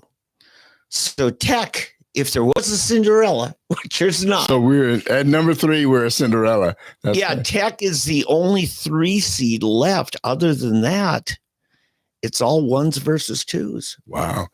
Which is unusual because usually we have like a number 8 in there in the last several years because, you know, we've had some Cinderella teams. Yeah. So we are the Cinderella team. Get your glass slippers. What really happened, St. John's, Big East team, lost in the second round to Arkansas. And then your alma mater, Texas Tech, dispatched Arkansas. So never had to play St. John's, but got their slot. Right. So that's what's going on. You know what I hate about this is that it's no longer a CBS tournament, which is free. Now you got to have an ESPN subscription to watch. Oh, okay. I listen on the Varsity app. They have all these games. In fact, last night I had a choice of listening to the Houston or the Purdue feed, sportscast. You know, what I found to me is the best deal, which I'm thinking about switching from my Dish, which I like Dish, but I seem to be able to get the same thing for about $100 or at least $60 less. Fubo. Yeah. Fubo has all the sports on it, and it has all the other stuff on it. Mm-hmm. You get like 150 channels for like $90. Yeah. And that's the expanded version. If you want to get just the simple version, you get the sports, but you don't get all of the other stuff. You can get for about $50-some a month. Yeah. I do the free one. I've got an antenna. The Freeboo. And now, you talked me into switching from AT&T cell phone to Sprint. to T-Mobile. Oh, T-Mobile, Bought out Sprint, yeah. In the package I get, which is $90 for 2 cell phones with everything, unlimited, untethered, right? They throw in a Netflix subscription free. So, and a bunch of other ones free as well. So really the only thing I have as a quote paid that I don't directly pay for is Netflix. Other than that, it's Roku TVs. They're great TVs. Yeah. They really are. I have Roku. In fact, I have Roku here. Yeah. I don't have it at home because I have everything else. Yeah. Yeah. So, that's interesting. But I just say, don't buy the Roku box where you need a separate remote for it. Just buy they're selling these TVs. Oh, you don't need the box anymore? No, you can buy the Roku TV. The TV. Oh, yeah. Everything's built in. That's true. Like, see, I have an old TV in my office here. Mm-hmm. So the thing was $30. Right. The little Roku. They're cheap, except you have to have 2 remotes. Yeah, I do have to have 2 remotes. But now Samsung has their own proprietary version with their own network, libraries, apps, all that. Really? Yeah. And now there's another player. I saw Zumo that they were selling a 50-inch panel TV at Best Buy for $150.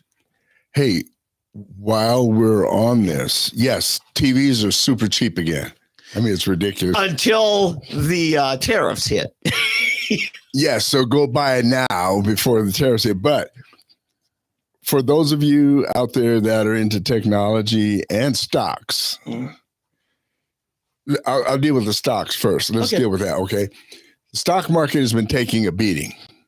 And all of our liberal progressive people are, Trump, see what Trump has done? He's killing the stock market, No, Trump is providing a buying opportunity for everyone to get on board with. So what you need to do, take your money while the market is dipping, and not just dipping, it's diving. So save up your money every week, take $25, $50, $100, whatever you can afford. Get yourself a Charles Schwab or a it used to be TD Ameritrade. I think you can still get a TD Ameritrade. You just get you one of these free trading accounts, okay? Get it set up. And then when the whistle blows that the market has bottomed out, then start buying slices. They're called slices. It costs you $5 per slice of whatever stock well, it's not whatever, but all of the stocks that are in there. NVIDIA is in there. Google is in there. Amazon, Twitter. No, not Twitter. I'm sorry. They're private. Facebook. All of these oil, gold companies that invest in gold, these things are all in there, okay? So, and the price is really cheap now. So when it bottoms out, I might give it another week until these guys get sick and tired of it bottoming. We got to get in, and all of a sudden it'll start going. You know, you've heard the saying, what goes up must come down. What goes down must come up, because these people have to make money, okay? They're not in the business of not making money. So this happened back in 1987. It happened in 2008, and it's happening again. Okay. So this is an opportunity for people who may not have been able to make money in the past to get in, and it'll probably last. The next ride up will probably last for a while. Now, with that, something else is about to happen. Elon Musk has just sold X to his other company. Everybody, again, liberals are so, I can't find another word that fits more appropriately than stupid. Mm-hmm. They think that because Elon paid $40-some a share for Twitter, he was a fool, because they think the valuation didn't make it worth that. They assume the valuation is maybe $30-some a share. Well, I heard he bought it for $44 billion. Right. But now I'm hearing, as of early this week, they said it's now valued at what he bought it for. Well, I'm showing it at $33 billion. Okay. $33 billion, or like $33 or. It's all speculation. Right, exactly. Yeah. Nobody really knows, because it doesn't matter. It's worth what somebody will pay for. Exactly, privately. But what he's done, he has sold it to X for $33 billion. Sold it to X. I'm sorry, sold it to XAI. XAI, right. Okay.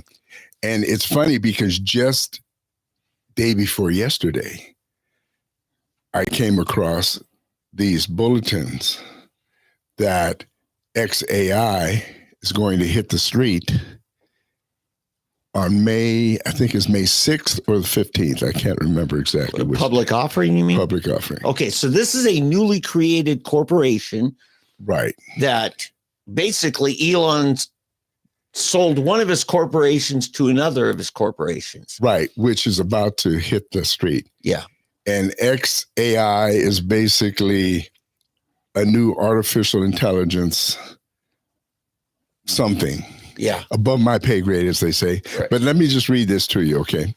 Elon Musk's artificial intelligence company, XAI, has acquired the billionaire social media platform X in a blockbuster deal valued at $33 billion. The combined company will deliver smarter, more meaningful experience to billions of people while staying true to our core mission of seeking truth and advancing knowledge, Musk wrote. Mm-hmm. This will allow us to build a platform that doesn't just reflect the world, but actually accelerates human progress. Mm-hmm. He's going to accelerate human progress. Mm-hmm. He wrote this in the digital town square where more than 600 million active users go to find real-time source of ground truth. In the last 2 years has been transformed. That's kind of weird. In the last 2 years has been transformed into one of the most efficient companies.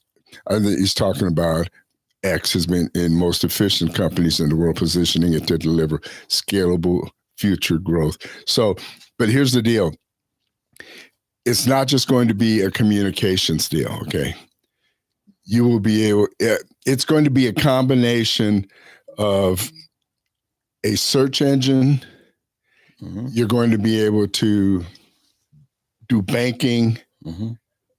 It's going to be like, what is the one he started? PayPal. Right. And guess what? The precursor was I had an account in a bank called X.com. Right. Exactly. And see, he bought that domain back. Right.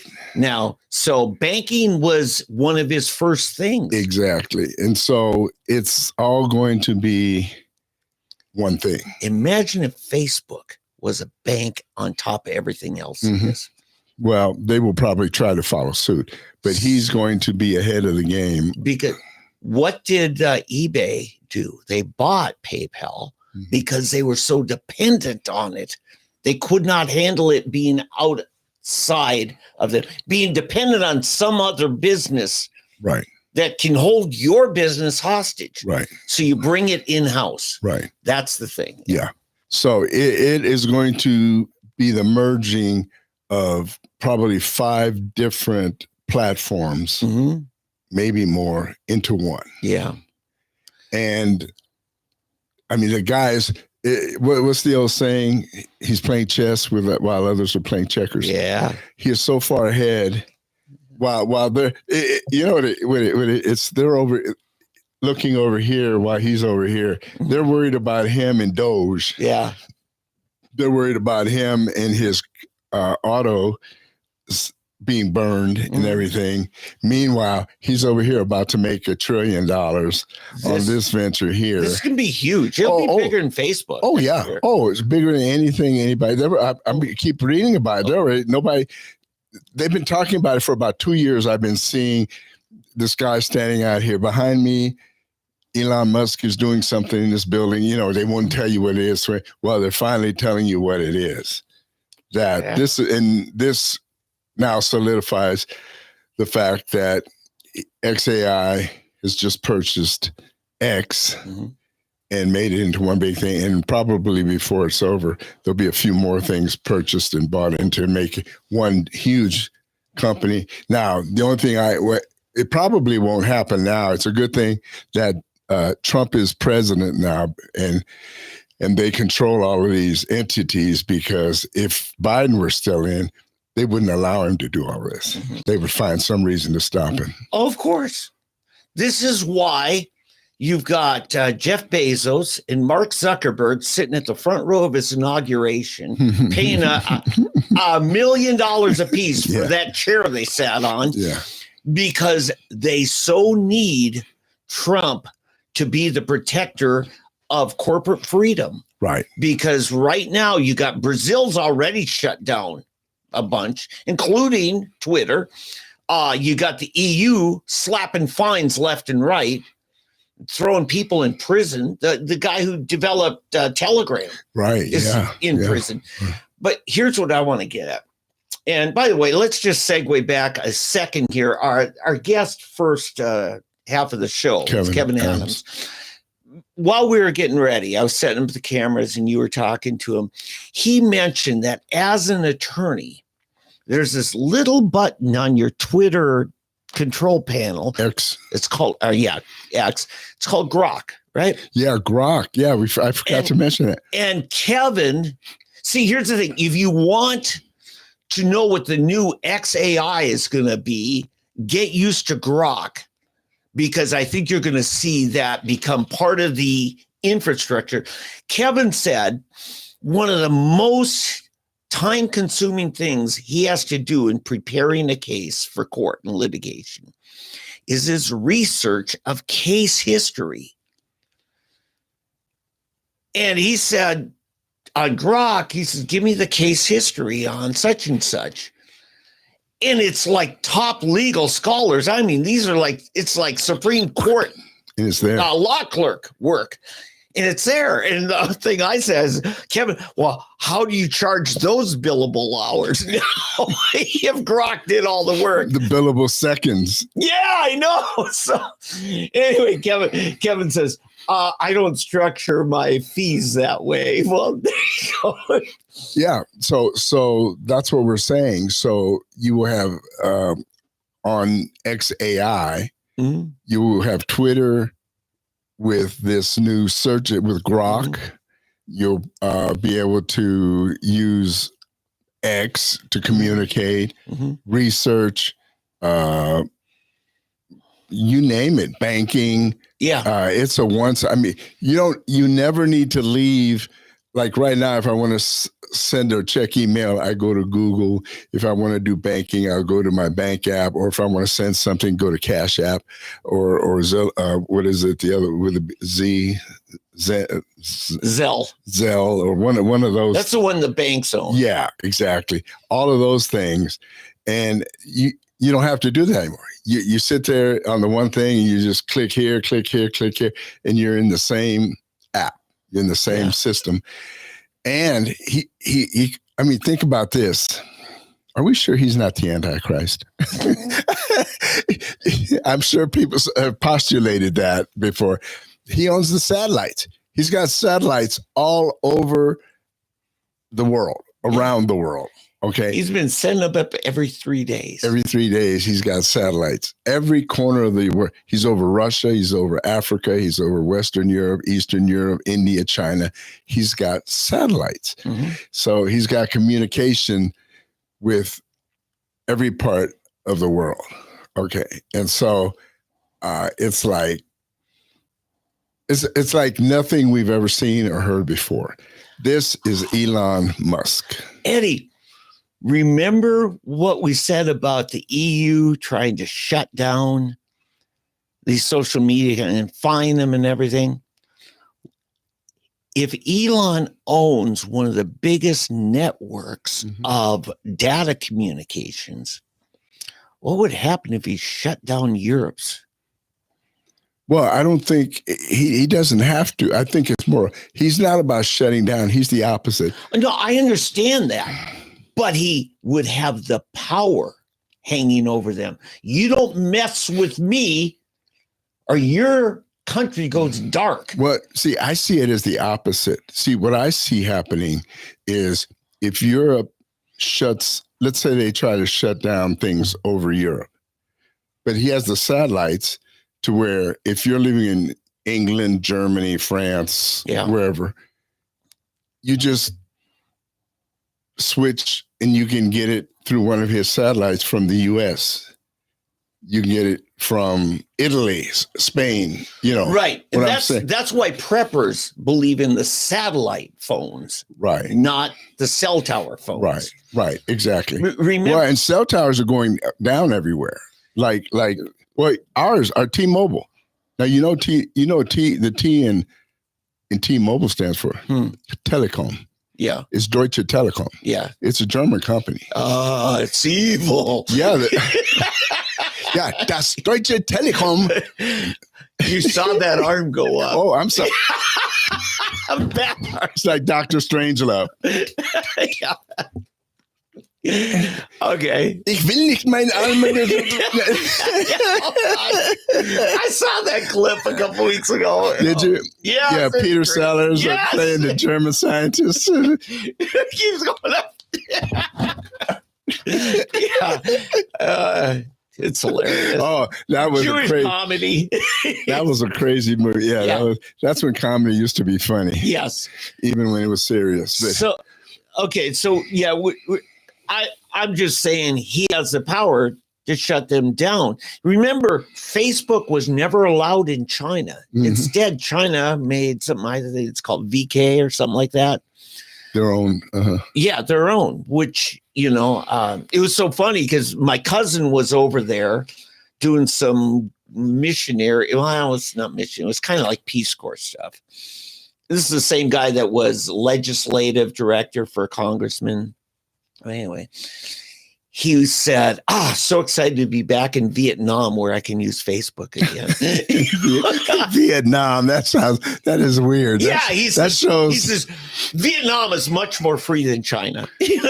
That's so weird. Yes.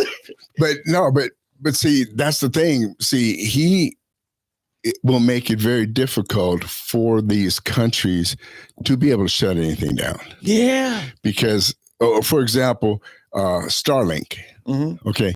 He put Starlink up over Ukraine. Mm-hmm. Say, oh, you poor people in Ukraine, you don't have any communication. So I'm going to do you a favor. I'm going to give you this free communication system called Starlink over your country. Oh, thank you, Elon. Thank you, Elon. Venezuela, Brazil, you name it. Yeah. I'm giving you my free thing, right? Right. The problem is once it's up there, it's there and you can't shut it down. Right. Remember the case Eileen Gonzalez during the Clinton administration. Yeah. When Elion. Federal SWAT teams came in to confiscate that boy, with all his Cuban, right, relatives, I'd say Cuban, refugees from Cuba. And that the first thing they did was shut down the cell towers. They can't shut down the satellites. No. It's an interesting thing. And this is the thing, it's fighting against totalitarian big state tyranny. Because that's what I think that was. Mm-hmm.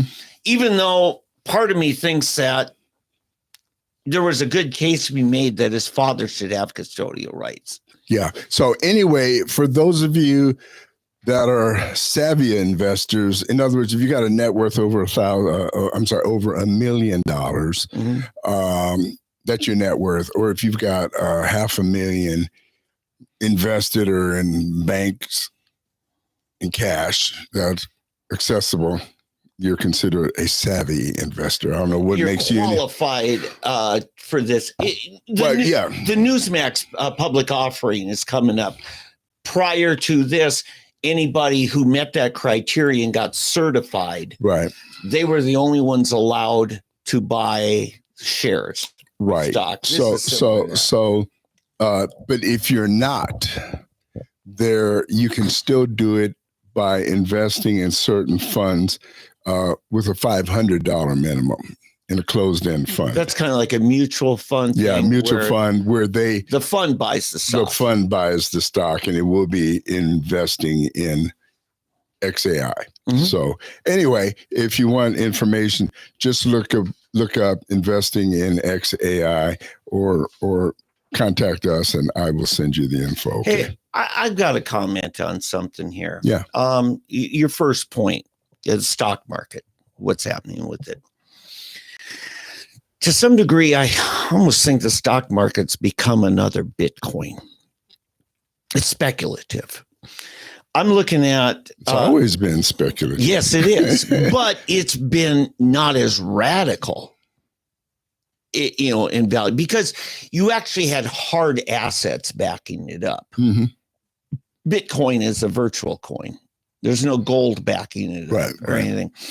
I look at where was the stock market, say, last June, July, let's say Memorial Day.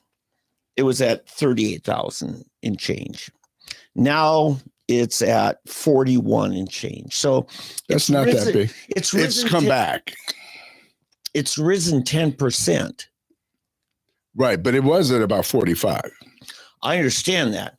But what I'm saying, I'm comparing dip to dip. Okay. Because what often a dip is called is a correction. Right. Okay.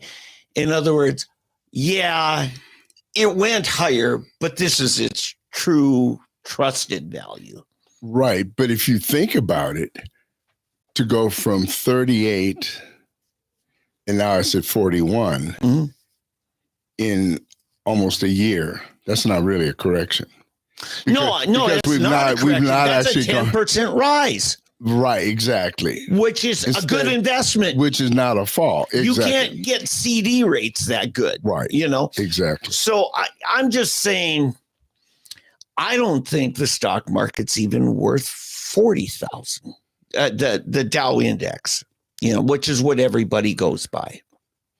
Yeah, but see, do you know how many stocks make up?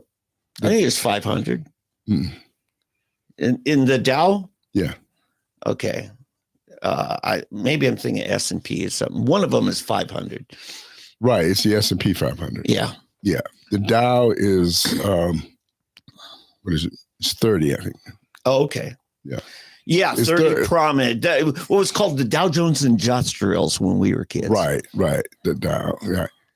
So basically you've got like 30 stocks. It's 30 or 50. I'm pretty sure it's 30 down. Yeah, there. it does. Yeah, it's 30. Yeah. Okay. So you got 30 stocks that is a sample from every industry. Okay. You got insurance, oil, banks.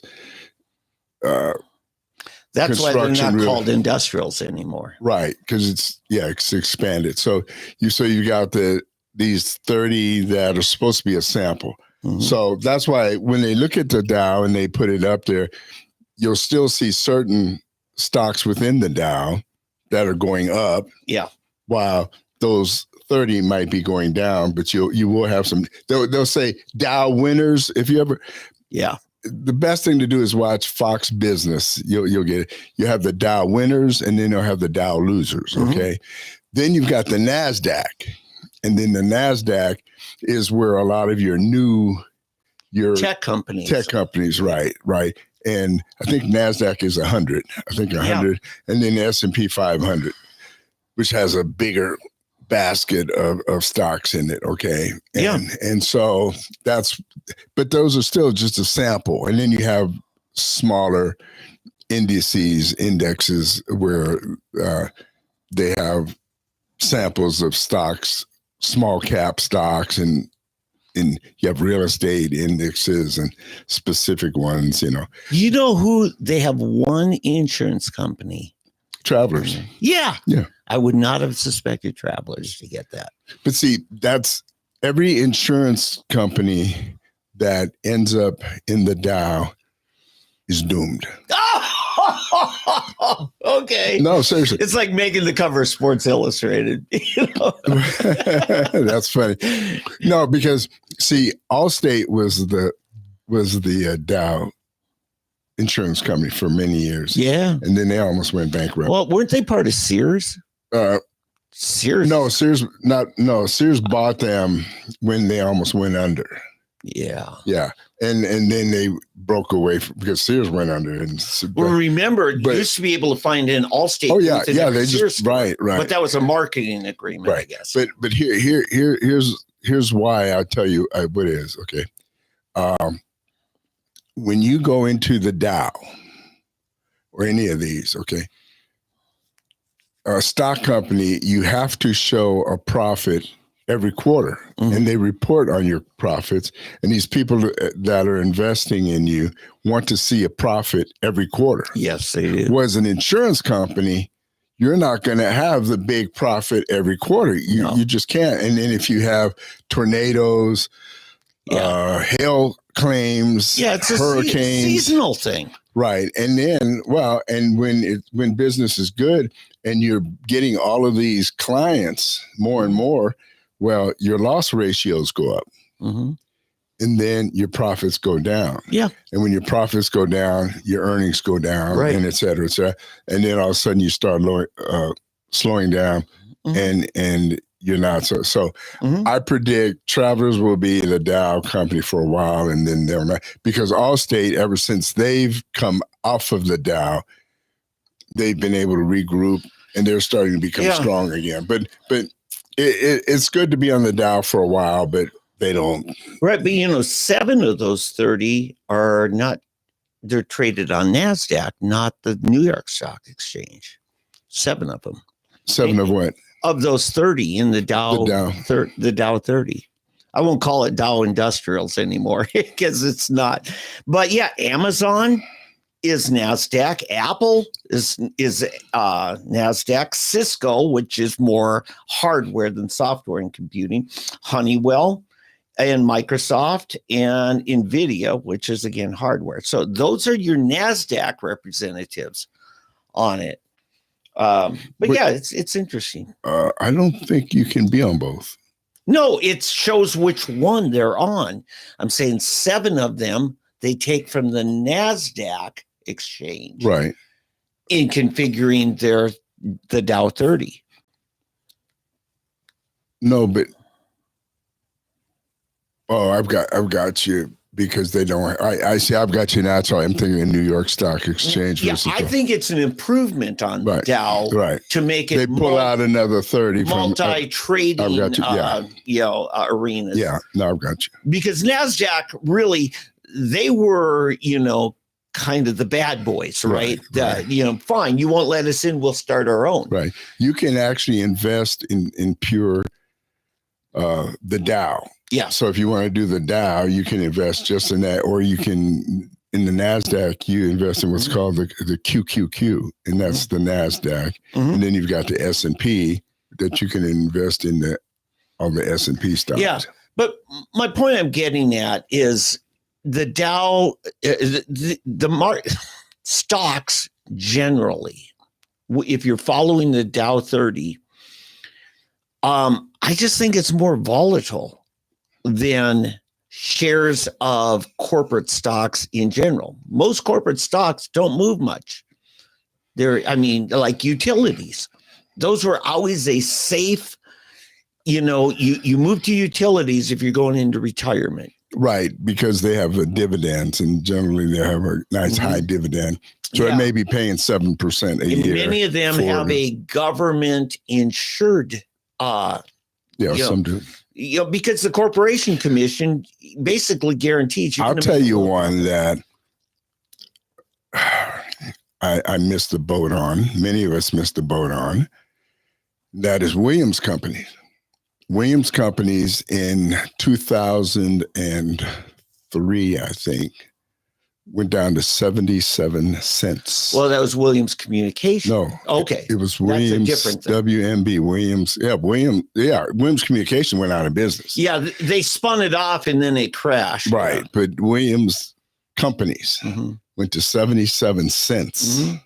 It's now at $55. Wow. So if you had bought $1,000 worth, okay, or let's say 1,000 shares for $770, 1,000 shares would now be worth $55,000.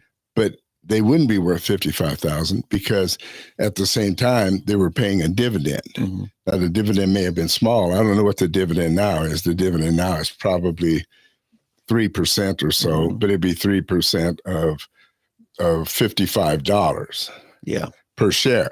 So if you had 1,000 shares times 3% of $55, which is what, about $1.50. So it'd be 1,000 times $1.50 is what, $1,500, I guess, right? So a year you're getting an extra $1,500, and that's every year on top of right. And if you just roll that into more shares, exactly. So you would have more than 1,000 shares. Let's say you might have 2,000 shares, so you might it might be worth over $100,000 now. I mean, let's put it this way: you'll probably be rolling in cash. And that's just since about 2003. Yeah. Which is 3 or 4. Now, I had a neighbor work for Williams. He got rolled, was at Williams Communication for a while. But then, fortunately, they brought him back on before it crashed. Yeah. The thing I heard, maybe, Eddie, different, because so many hundreds of people lost their jobs here when Williams Communication. Yeah, I remember that. It's what was explained to me, in all their pipelines, they were running all these communication wires, but they weren't state of the art. It would having a corner on the market in floppy disks. At one time, it might have made you powerful, but now it's worthless. Well, here's what's crazy about the whole deal. Okay, they had the right idea. Mm-hmm. They were just early. Mm-hmm. So what they did, they were running the fiber optics, Mm-hmm. and they were running fiber optics through all of their gas lines, Mm-hmm. oil and gas lines. Okay. Mm-hmm. So they were outfitting the entire nation with fiber optics. The problem is it was early, and they didn't anticipate everything switching to cellular, everything going to satellite and cell, Right. versus landline, or even now there is still a market for cyber or fiber optic lines, because they can, the fiber optic, as thick as a hair, can send just massive amounts of information through it. Mm-hmm. So there is still, and I think the story is not out yet, but anyway, so there's these millions of miles of fiber optic cable running all through America, Mm-hmm. from what Williams did back in the day, but everything switched over to cellular and satellite. Mm-hmm. So that kind of, but they're coming back now. Well, yeah, you think about it. When I first moved to Tulsa, I live in Broken Arrow. For me to call Sapulpa, I got charged 13 cents a minute from the phone company just to call the other side of the metro area. Nobody pays long distance anymore. Yeah. So if your business model was based on getting to charge people for long distance, you're gone. You're done. Oh, yeah. I remember I had a bag phone. I had bag phones in my car, and I would never use it, Arlie, because it cost. My bill was $140 a month or something, and that was without using it. Rush Limbaugh used to put cell callers at the front of the line because they're paying by the minute to be on hold. Right. Well, that went away. That's right. Yeah. It's amazing how times have changed, people. They really have. And a lot of those changes you're not really aware of. But my point, Eddie, is if there is a, quote, correction that's even bigger than this, that moves them down, say, 5,000, 6,000, I won't be that surprised. I won't be happy. Right. But I won't be surprised. Yeah, I would be surprised, because this has gone on for a while. I think there's a twofold thing happening here. One is there's a natural correction. And secondly, I think what is happening, you've got some forces out there that are trying to hurt the president. Yeah. The problem with that is they're getting to the point where they're starting to cut into the bone. Yeah. And they're going to start hurting the wrong people. Yeah. And you can only do that for so long. And those people that are getting hurt, that have the power, are going to start hurting back. Yeah. And so that's that. Which brings me to kind of a related point. Good. The attacks on Tesla. Yeah. We've seen these attacks, the fire bombings at Tesla dealerships. In fact, there's supposed to be another protest here in Tulsa today. I saw news reports this morning. Trump supporters are showing up en masse. Great. Yeah. So it's on. But we've made, and the Tesla people, they have to watch out. There's a new sheriff in town named Pam Bondi, and Raj Raj Patel, and they're not playing. They're going to put these people away. Mm-hmm. And so we have got to, we've got to be cognizant of that. And these people are nuts. I mean, did you see the latest one? I think it's a state representative in one of the states. He was keying cars. And the thing people didn't realize, this is so funny, they've been keying Teslas, damaging Teslas, and they didn't understand that Teslas have cameras. Yes. All around them. Motion sensors And cameras. And they're recording these people as they come by and key them. And so you can't get away. So they're catching these people who are coming by and vandalizing the Teslas, breaking windows, scratching them up. I saw one, literally you could see the guy's wedding ring because on that rear side view mirror, there's a camera, and he puts his hand right by there. You count the freckles or whatever it is, and it's showing and it zooms away to where you see the whole profile of his face, body, his beer belly, everything. Yeah, one of them, it's in Wisconsin, where he was a state rep. Oh, yeah. And they got him, and it's he felony. He was at a country club. Oh yeah, it's a felony because it's felony. Most states is 1,000 and up, and you have to do a new paint job on that, and then maybe more than that. You got to fill that, sand it out, and everything. And it's a Tesla. Yeah, so it probably takes a little more. Costs a little more. Now those Tesla trucks. They are they're basically an armored vehicle. The only thing is, if you want the windows to roll down, then it's technically not, because those armored glass and that, they can't roll down. You have to choose. I remember when Elon was doing the first demonstration ever. I don't know if you remember this video, but they showed him doing the first demonstration. He was showing how tough it is. He takes a baseball bat or a sledgehammer or something, and he hits it, and the window just shattered. It was a failure, He was showing how tough the windows are, and he just hits it. He just glass goes everywhere. It was funny. Everybody's... I'll never forget. That's probably 6 years ago. He showed up with Joe Rogan, drove in with the Tesla, and Rogan gets out his elk hunting bow, compound bow, and from about 20 feet away, pulls, there's a very sharp thing. That arrow hits the door panel, bounces off, didn't even dent the door. Mm-hmm. Yeah. So this guy in I don't know if it was in Washington State or Oregon, that firebombed a whole bunch of them. There were like 3 of them. He must have really done some work I think he shot them with a high-powered rifle, and then he threw the Molotov cocktails inside because he had to break the windows to get it in there.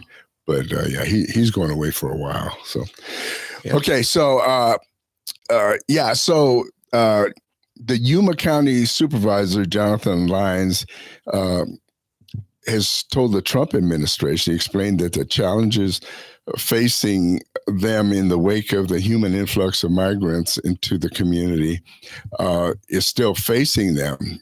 It says chaos first, and then under the Biden administration, they're facing challenges still left over from the Biden administration. See, this is these idiots on these mainstream networks, MSNBC, NBC, CBS, ABC, they're not telling anybody what's going on here. This guy is. This is the ramifications. He said chaos first, and then they were abandoned second by the Biden administration. He said that the border under the former president, Joe Biden, was just, chaos and then abandonment. And he said it's controlled under President Trump. But he says that we'd like our not-for-profit hospital to be reimbursed for $32 million in auditable costs. They're willing to be audited, but it shows that that's what it costs them due to undue burdens from the influx of migrants. In 2023, the Yuma Regional Medical Center had to deal with millions of unpaid medical costs, given the number of illegal migrants coming in for care. A food bank was also impacted. We've seen a significant impact also of fentanyl here in the community. One of my best friends just lost his oldest nephew 2 weeks ago, said the mayor, the pills are being sold for about $2.50. There needs to be serious consequences for the Chinese and for the cartels that are dealing and pushing this product in the United States. So that's what they're dealing with all along the border.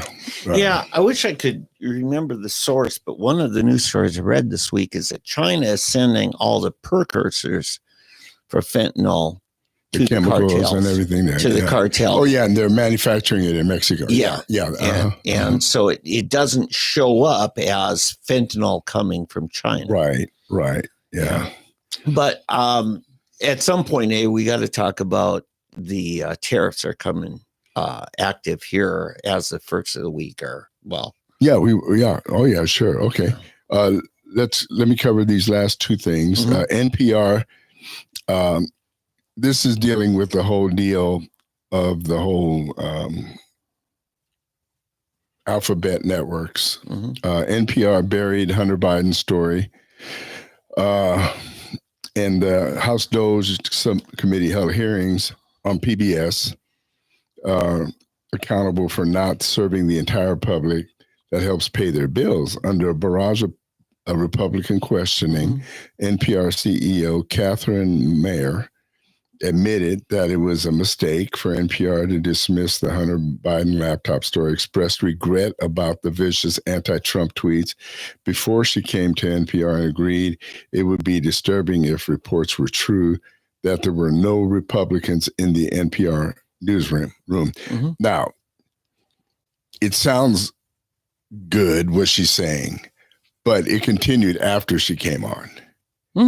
You know, it wasn't just before she came on. Yeah, I don't believe her. No. I mean, you probably saw the hearings. Yeah. You know, when they went on. I saw clips of it. Yeah, but and both of them, PBS and NPR, both of the ladies just sat there, kind of. Oh well, I'm sorry.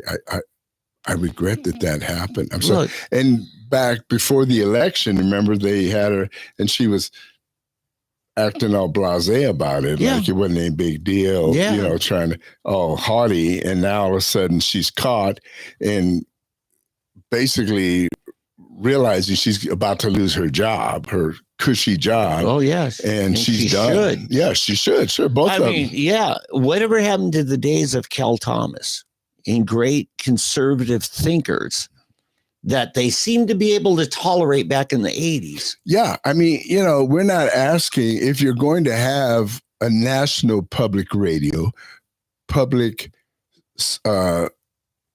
broadcasting system, public, that means all of the public, then you need to have all sides. The thing that's the most disturbing is there was not one Republican in the newsroom. Yeah.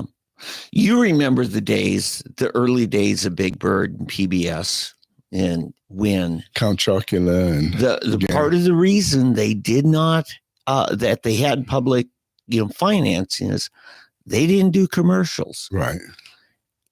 Yeah, what a joke. They have more commercials, I think, than the other stations. Really? I never. Well, they would say, this show's brought to you by, and yada, yada, yada. Oh, yeah. And you'd see that both TV and radio. And then they'd give you little buzz lines for their most recent ad campaigns. Right. And like, really? This isn't a commercial I'm hearing? That's garbage. Yeah. And so let's face it, they aren't even following the rules that were set up for nonprofit education. And listen, the old saying, I may have been born in the morning, but I wasn't born this morning, because when you look at the lady, what? Really? Oh, I wasn't aware of that. Oh, come on. Yeah, they want the best of both worlds. She was bragging. I mean, she was bragging about the things she was doing. The PBS lady, she was, it's just, Yeah, it's a joke. A joke. Here's the thing.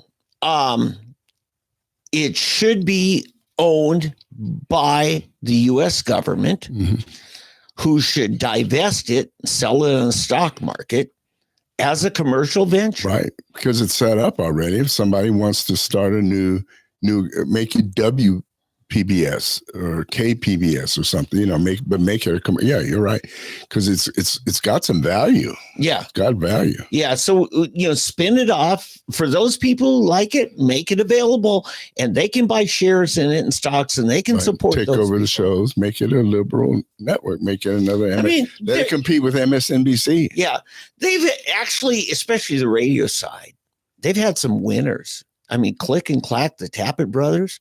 God, that was some of the best car information and comedy I've heard. There's been other shows different people like, and I think they're commercially viable and could easily be on other networks. Yeah. I've got one more, and then we can go to you and do some local stuff. President Donald Trump continued criticism of Germany's failure to pay its defense bills. And his pushing looks like it may have pushed one of Europe's wealthiest nations into action after Trump and Rick Grenell was sent over there, and he's been pounding on him, helped to cajole the Germans out of their security slumber.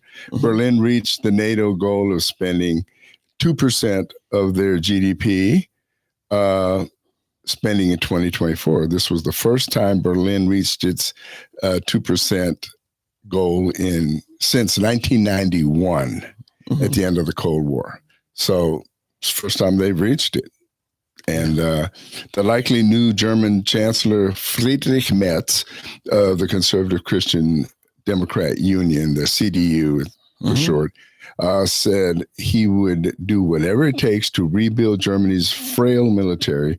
Berlin's mainstream parties aim to invest hundreds of billions of euros in defense and infrastructure. Germany's armed forces, the Bundeswehr, are, according to reports, in a state of disarray with a mere 181,000 troops. Yeah. So, Deutschland is rebuilding.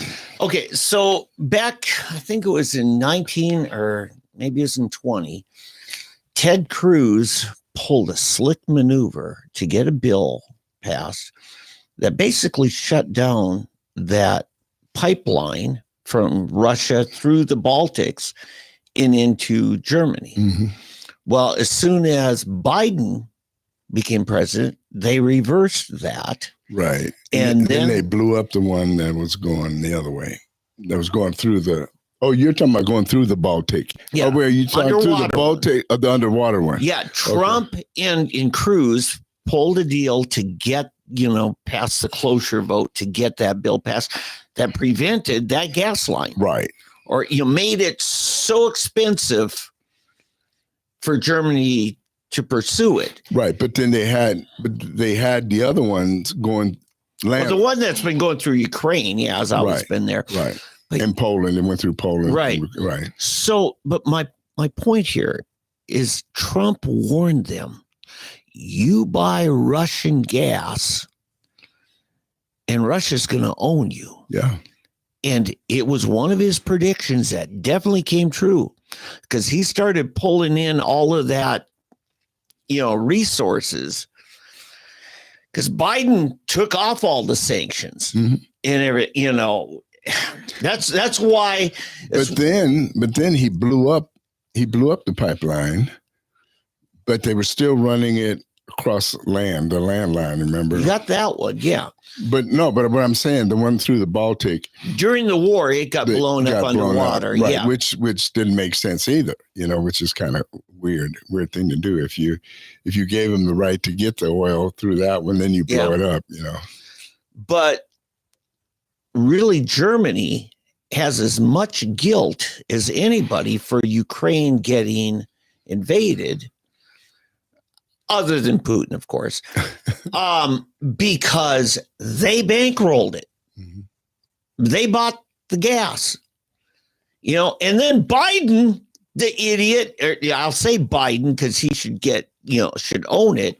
but his people, the dark forces that really did run the country during the Biden years, they put an export ban on our natural gas going to Europe. Right, which is, I still can't figure some of the decisions they made make no sense. No, it makes sense if you see it as a conspiracy to destroy the United States. Right, yeah, exactly. But that's what I'm saying.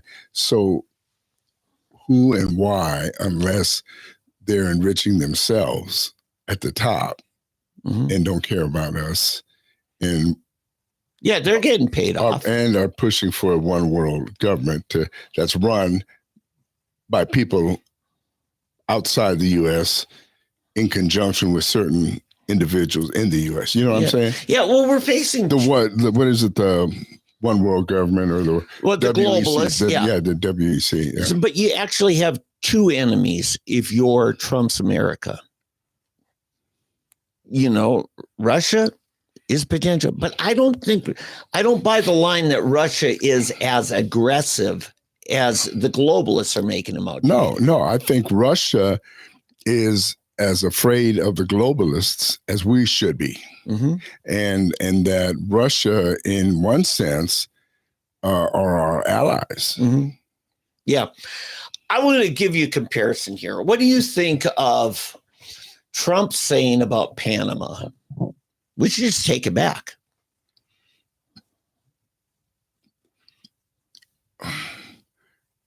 Yeah, in a sense, I do, but can we? Well, whether we can or not, do you feel morally justified? I don't know if I feel morally justified. What I do feel morally justified in is asserting our access to it. Okay.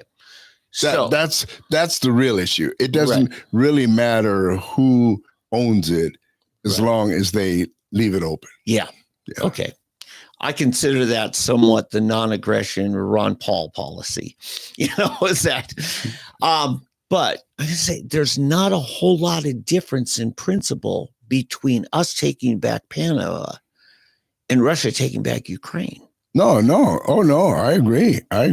Because once you see a former asset of yours being used as a resource to attack you or to undermine you, Ukraine going NATO, in Putin's mind, that is a huge threat.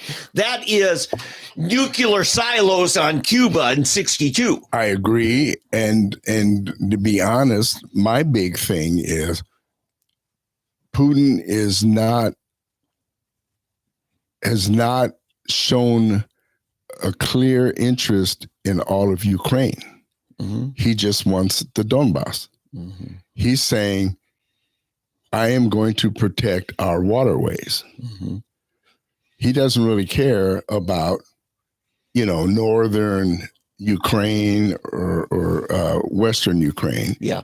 Because that's like Hungary, You can have people in Hungary and Poland, et cetera. But when you've got NATO troops and ships going up and down the Black and Caspian Sea, which are right on your border. Or Black Sea. Caspian's landlocked out. Yeah. I don't know. Caspian, I think you do have access. It's way off to the east, and it's pretty much like a Dead Sea. Really? Yeah. Okay. It does not flow. Say the Black Sea. Yeah. All right. Then, but let's say then, but that entry from the Mediterranean all the way up through the Black Sea, you can't have that. That's the Cuba thing. Well, and really, in fact, it'd be like letting them have Florida and the Carolinas. To your point on that, what did we have to give up in 1962? Is our silos in Turkey, which is on the Black Sea. Right. Yeah.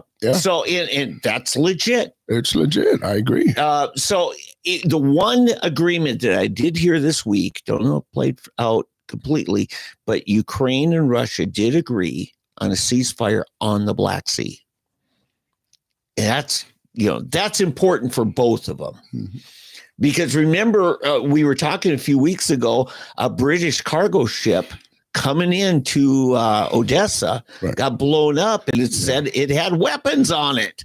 Yeah, and see, the reason too why they would want a ceasefire on the Black Sea is because those cities along there are predominantly Russian anyway. Yeah, except way down Odessa's. Well, no, yeah, Odessa, yeah. But Odessa's still under Ukrainian control. Exactly, and Odessa is also on the border of what's under there? Is it Turkey? Are they or Romania? What's it's Albania, I think. Is it Albania? Yeah, Either whatever. that or Romania, right, one or the but it's far enough. You know, it's not a real threat. It's not right on the border Right. of Russia or anything. Yeah. So it makes somewhat sense. Yeah, but it is an imperative to Ukraine, who's landlocked on the west, Right. to have the seaports. Right. They to the can Black still have Sea. their seaport. That's all they got for Right. seaport. And the big thing about Odessa is it's the Miami Beach of Ukraine. Mhm. That's where all the Russians, all of the millionaires and the big wig communists used to go for their vacation. It's the only beach you got, man. Yeah. Live it up. I I do want to say this. See, the thing you and I were talking about after Trump got elected, what would be, in simplified terms, how a peace deal can work out? I had said some kind of autonomy for the Donbass or something, or a right to choose. Right. What do you want to be a part of? Right. Exactly. If we saw a true glasnost, to use a Gorbachev term, openness and, something that looked to us to be like, okay, this is self-determination. Mm-hmm. I don't think we would have a problem with, Russia having areas like that. Right. Because if culturally the people identify, hey, we're Russians, Right. Here's what I know. This is a pipe dream or whatever, but if they would say, Russia would say, we want the Donbass, we don't want Odessa, everything to the west of the Donbass there, you can have it. Mm-hmm. And we will help you rebuild all the territories bombed out, blown away, whatever, if you want our help. Mm-hmm. Now it's in their court. Mm-hmm. Okay, we're going to leave Odessa alone. You leave us alone. But we will send you money. We'll send you help, whatever. But this is our offer. Yeah. We're willing to cease fire. We're willing to not surrender, but call it over. And we will help you rebuild. You just leave us alone. We're going to rebuild the Donbass. Let your people, if they want to stay, they can stay. If they want to go move back west, they're welcome to do that. But this is our offer, and we offer peace. That's what I think should be offered. And so, but you're going to get some stubborn ones that don't want it for whatever reason. I don't know what. There'll always be a PLO in every war. Or a PILL. No, we're going to stay in this refugee camp, and and you guys, come on. Yeah, fight on while we stay. Yeah, that's true. But meanwhile, we just. Honestly, I don't know how many people are still in the Donbass. That really want to fight on. That's another question. It's not much of a prize at this point. No. So let's just call it a war and end it. Yeah. Yeah. Hey, OU spring football.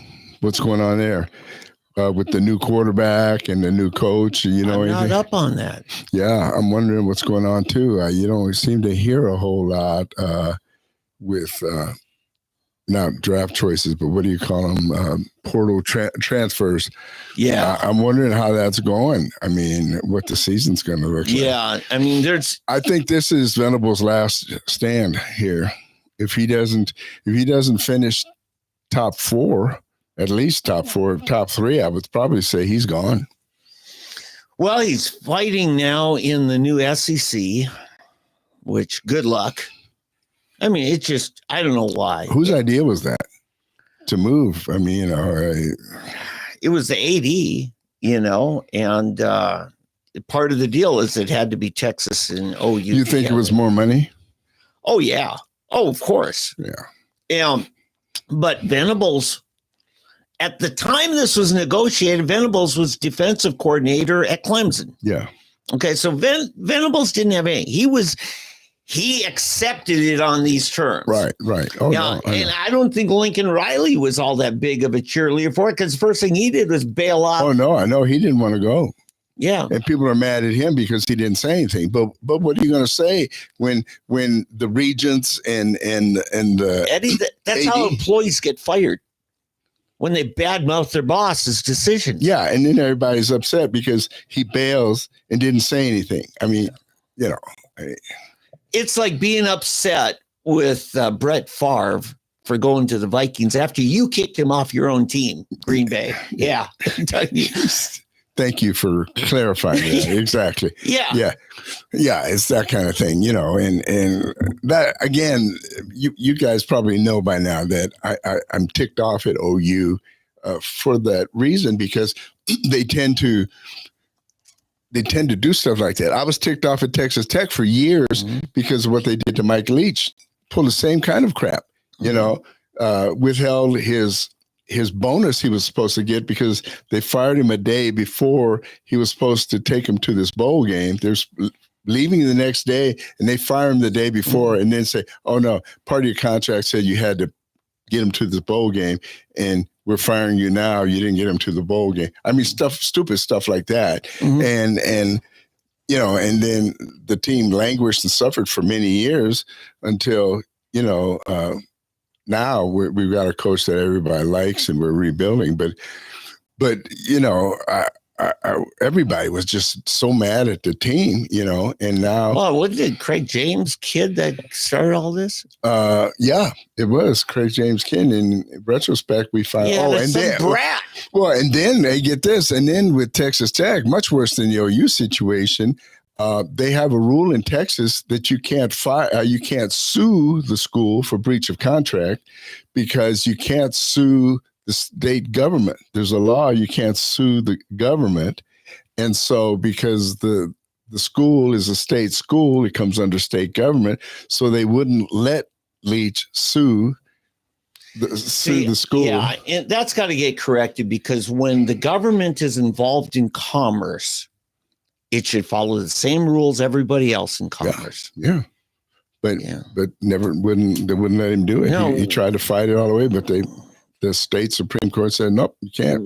We were supposed to have John Eccles in today. Now, other than being floor leader for several years and now running for AG, he is the medical contractor for the Tulsa jail and most of the jails in Oklahoma.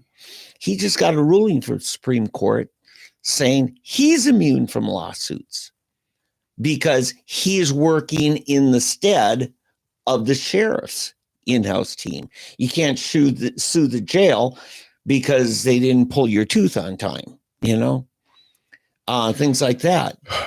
Well, then how is it that the Williams kid, when he died, they were able to sue the jail on that? It's a good point. I'm just saying that ruling just came down. No, today. I know. I was just curious that they were able to sue them. That's well, you know what? I'm supposed his son may be here any minute now. He was supposed to be coming in. I guess I could ask Kevin. Although it's kind of funny. Well, I won't go in there. And I'll say that's maybe an argument that our sheriff's office failed to make and should have. Mm-hmm. Because that cost us. I was talking to Vic Regalado the other day about it. He said, it was $10 million that had to come out of our sinking fund from the county to pay that off. And listen, Elliott Williams, that was a righteous verdict. Oh, no. I'm not making a judgment on the verdict or not. I'm making a judgment on why was that allowed, but. Because nobody successfully argued the point. It was argued here this last week. The Supreme Court ruled that it was that immunity that's given to the sheriff is by extension given to those contractors he hires under him. Because it's the sheriff's responsible. Even though we need to get Vic in here. Now, what did happen in that, as soon as that jury said, yeah, 10 million, Vic Regalado, then our new sheriff, because it wasn't anything Vic did wrong. Right. Oh, no. I know. He said, we are going to sue Armour on this. And I asked him follow up just a few months ago. I said, what happened on that? He says, yeah, the case never, materialized. But really, that was Armour screwing up. Wow. Yeah. I know it's two things, because if a detention officer doesn't notify the medical services, then it's on the detention officers, which are the jailers. Yeah, that's true. But still, the principle, the main principle is you can sue here, but you can't sue here. It doesn't make sense. Well, and I think that ought to have an exception for if it was maliciously done. If you can show malicious intent, then you have a crime, not a tort suit. Okay, possibly. Yeah. Hey, listen, we better wrap up. We're yeah. We're running anyway, what do you have? You have anything else? No, I wanted to go over those couple of things: the stock market and yeah. Hey, so stock market wise, if you're smart, if you're not in the market, this may be an opportunity coming very soon. We have one thing. I said it was the tariffs coming in. Oh, okay. We got to mention that. For instance, car makers that get their parts from overseas, those will be subjected to tariffs, even if they're assembled in the United States. So, well, yeah, because the parts are still foreign parts, and we're paying them tariffs to bring them in. Right. So, right. Yeah. So, and if you're talking a 25% tariff, now I think they said automobiles are going to back it down some to like 15%. Was the last I heard. I don't know. This is such a moving target. This whole story. But we'll see. Well, here's the other side of it. Okay, if anybody can have faith in what I see happening, it's going to create new opportunities here in America. We're going to start making parts in America again. You're going to see American-made GM parts, American-made Ford parts, American-made Hyundai, Honda, you name it. All these companies are going to start building everything, not just the cars and shipping their parts in.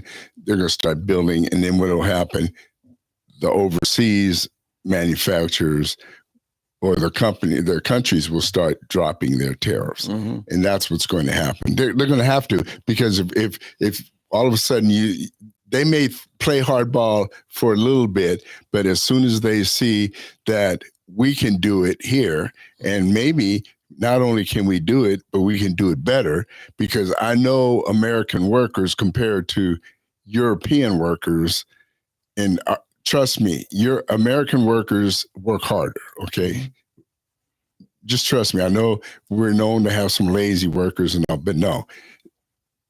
Europeans are just as lazy, if not lazier than. Yeah, the productivity indexes always show the United States very much at the top. So once that starts hitting, you're going to see it, and then at that point, we will allow foreigners. See something. This will bleed into another issue, the immigrant situation. Okay, we will then be able to, and this is what I've proposed all along. We tell the immigrant, you go back to your country. We will have immigration offices set up.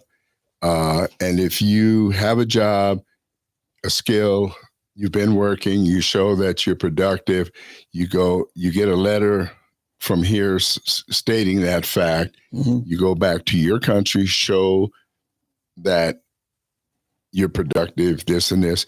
We then give you a visa. You come back and you can feel, breathe easy. You're not afraid of immigration, and you have a full right with green paper, a green card, and papers that make you legally a citizen. Yeah, the self-deportation app is a brilliant move, because you basically get amnesty. Yeah.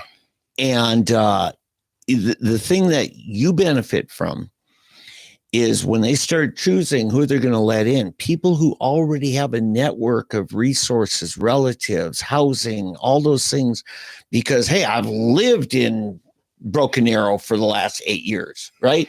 Now I'm going back to Monterey. but I'm going to do it the right way here. And yeah, the landlord already knows me, says, yeah, I got a house coming up vacant. Right. You have all those things that, and you're, a member of, St. Margaret's Parish and or St. Bernard's or whatever. Hilty needs me. I've been working at Hilty. Exactly. Or Kleinco, or any of these. So I thought that was a brilliant thing. Yeah. And now Trump said, remember the gold green card or whatever they got, the gold card, you have to pay $1 million for that. They already had like 5,000 people took the deal. There's a whole lot of millionaires. Okay. That's $5 billion came in that Biden was giving away for free. Yeah. So yeah, that's brilliant. Because if you got the resources to pay $1 million for that, you're probably not going to be on food stamps. Right. And that's good. Yeah. You're not going to be hitting the Yuma hospital for free healthcare. Right. So I think that's smart. Yeah. We need to find ways of turning this around and doing it the right way. Yeah. And here's the thing too. And I've always said this, see, the aid we're giving to these foreign countries, we need to make it aid to the countries, not to the dictators who run the countries. Yep. And we don't have like USAID. What USAID should have is offices that monitor that the money, food, aid, whatever is sent reaches the end destination, the individuals. That, in other words, if $1 million goes in, $1 million reaches the citizens, whether it's medically, food-wise, or rent, whatever, clothing, whatever we're doing, children, it gets there. It does not stop at some bureaucrat's office so he can drive a Mercedes or a BMW. Yeah, you know what? And have a villa. Yeah. That's where the problem is. Yeah, Glasnost in Romania in the 80s under that Soviet dictator, communist dictator. Ceausescu. Yes. His openness, or Glasnost, was to accept Bibles in. And they stocked all of their fancy bathrooms with toilet paper. Which were Bible pages. Yes. Oh, man. Okay. So this is the thing. Don't give it to the dictator. No. Find the people who need it, or work through private sectors, things like Red Cross or other things like that. Right. But I just want to say, to wrap up this tariff thing, we got to be careful now that we see tariffs only as a vehicle to bring about fair trade. Right. Exactly. Because it should not, if another country is not tariffing our goods, we should not be tariffing their goods. And I guarantee you Trump's not doing that. I guarantee you. They made, MSNBC and some of these idiots, like The View, they may try to portray it as that. But I guarantee you that's not what he's doing. Yeah. He's smarter than that. It's going to hurt India really bad. Yeah, well, then India needs to quit tariffing. Yeah, they're doing like 100% tariff on our Cadillacs. Yeah, well, then quit driving Cadillacs. Right. Yeah, but they don't make Cadillacs. Well, yeah, the vehicles they make are trash. Right. So, but they make a lot of textiles. Right. And what are you going to tariff? Whatever they're shipping here. Right? Because not everybody makes every product. Right. But if you're going to have compensatory tariffs, it shouldn't be, item by item. It'd be, okay, here's what you do to our goods. Here's what we're doing to all of your goods. Well, but if you're, we need to find out what quantity or what proportion of Cadillacs it is. And then we do say 25% on the textiles. Because, the same thing was going on in Germany. We were importing, we used to get our T-shirts for the concerts when we would do our Petra or whatever. We would bring in Indian T-shirts. Yeah, they had cheap textiles. Oh, yeah. And, but we had to pay, we always had to pay a tariff on that. Okay. A tax in Germany. Yeah, that's the thing. Especially, you've been watching, bringing on cable TV, these Canadians arguing against Trump. and they never argue the point that Right. they're charging us a tariff. Oh yeah, sure. They yeah. just think it's terrible that we're charging. Right, but they never mention the fact that they're charging us a tariff. Right, it's fair for them to do it. And boy, they are slick at changing the argument to something else. Well, it's because they figure that our people aren't paying attention, or their people aren't paying attention. Yeah, and that's how the world is today. You know, it's not about fairness. It's about what we can do to you without getting caught. That's what it is. Hey, show notes. I know we got to wrap. John Eccles, we're trying to reschedule him. And then Mike Macy's reached out to us. He's a candidate for governor.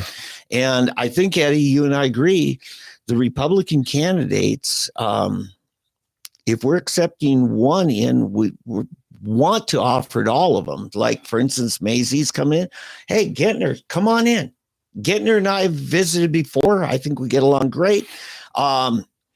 John O'Connor, you're looking at running for AG again. You were appointed to finish a term. Yeah, love to have him. As Revelation says, whosoever will may come. There you go. Yeah. Hey, everybody, thank you. It's been a long one. And we want to thank our special guest. Dave, in his cleaning up, took away Kevin Adams. Took away all the books again. I know you did. No, you put it right there. Well, you have two more on the counter here. That's your copy. This is mine. Yes. Thank you for the copy. Yeah. All Definitely right. plan to Hey, read. God bless everybody. Have a great week. And we look forward to speaking with you again next week. Take care.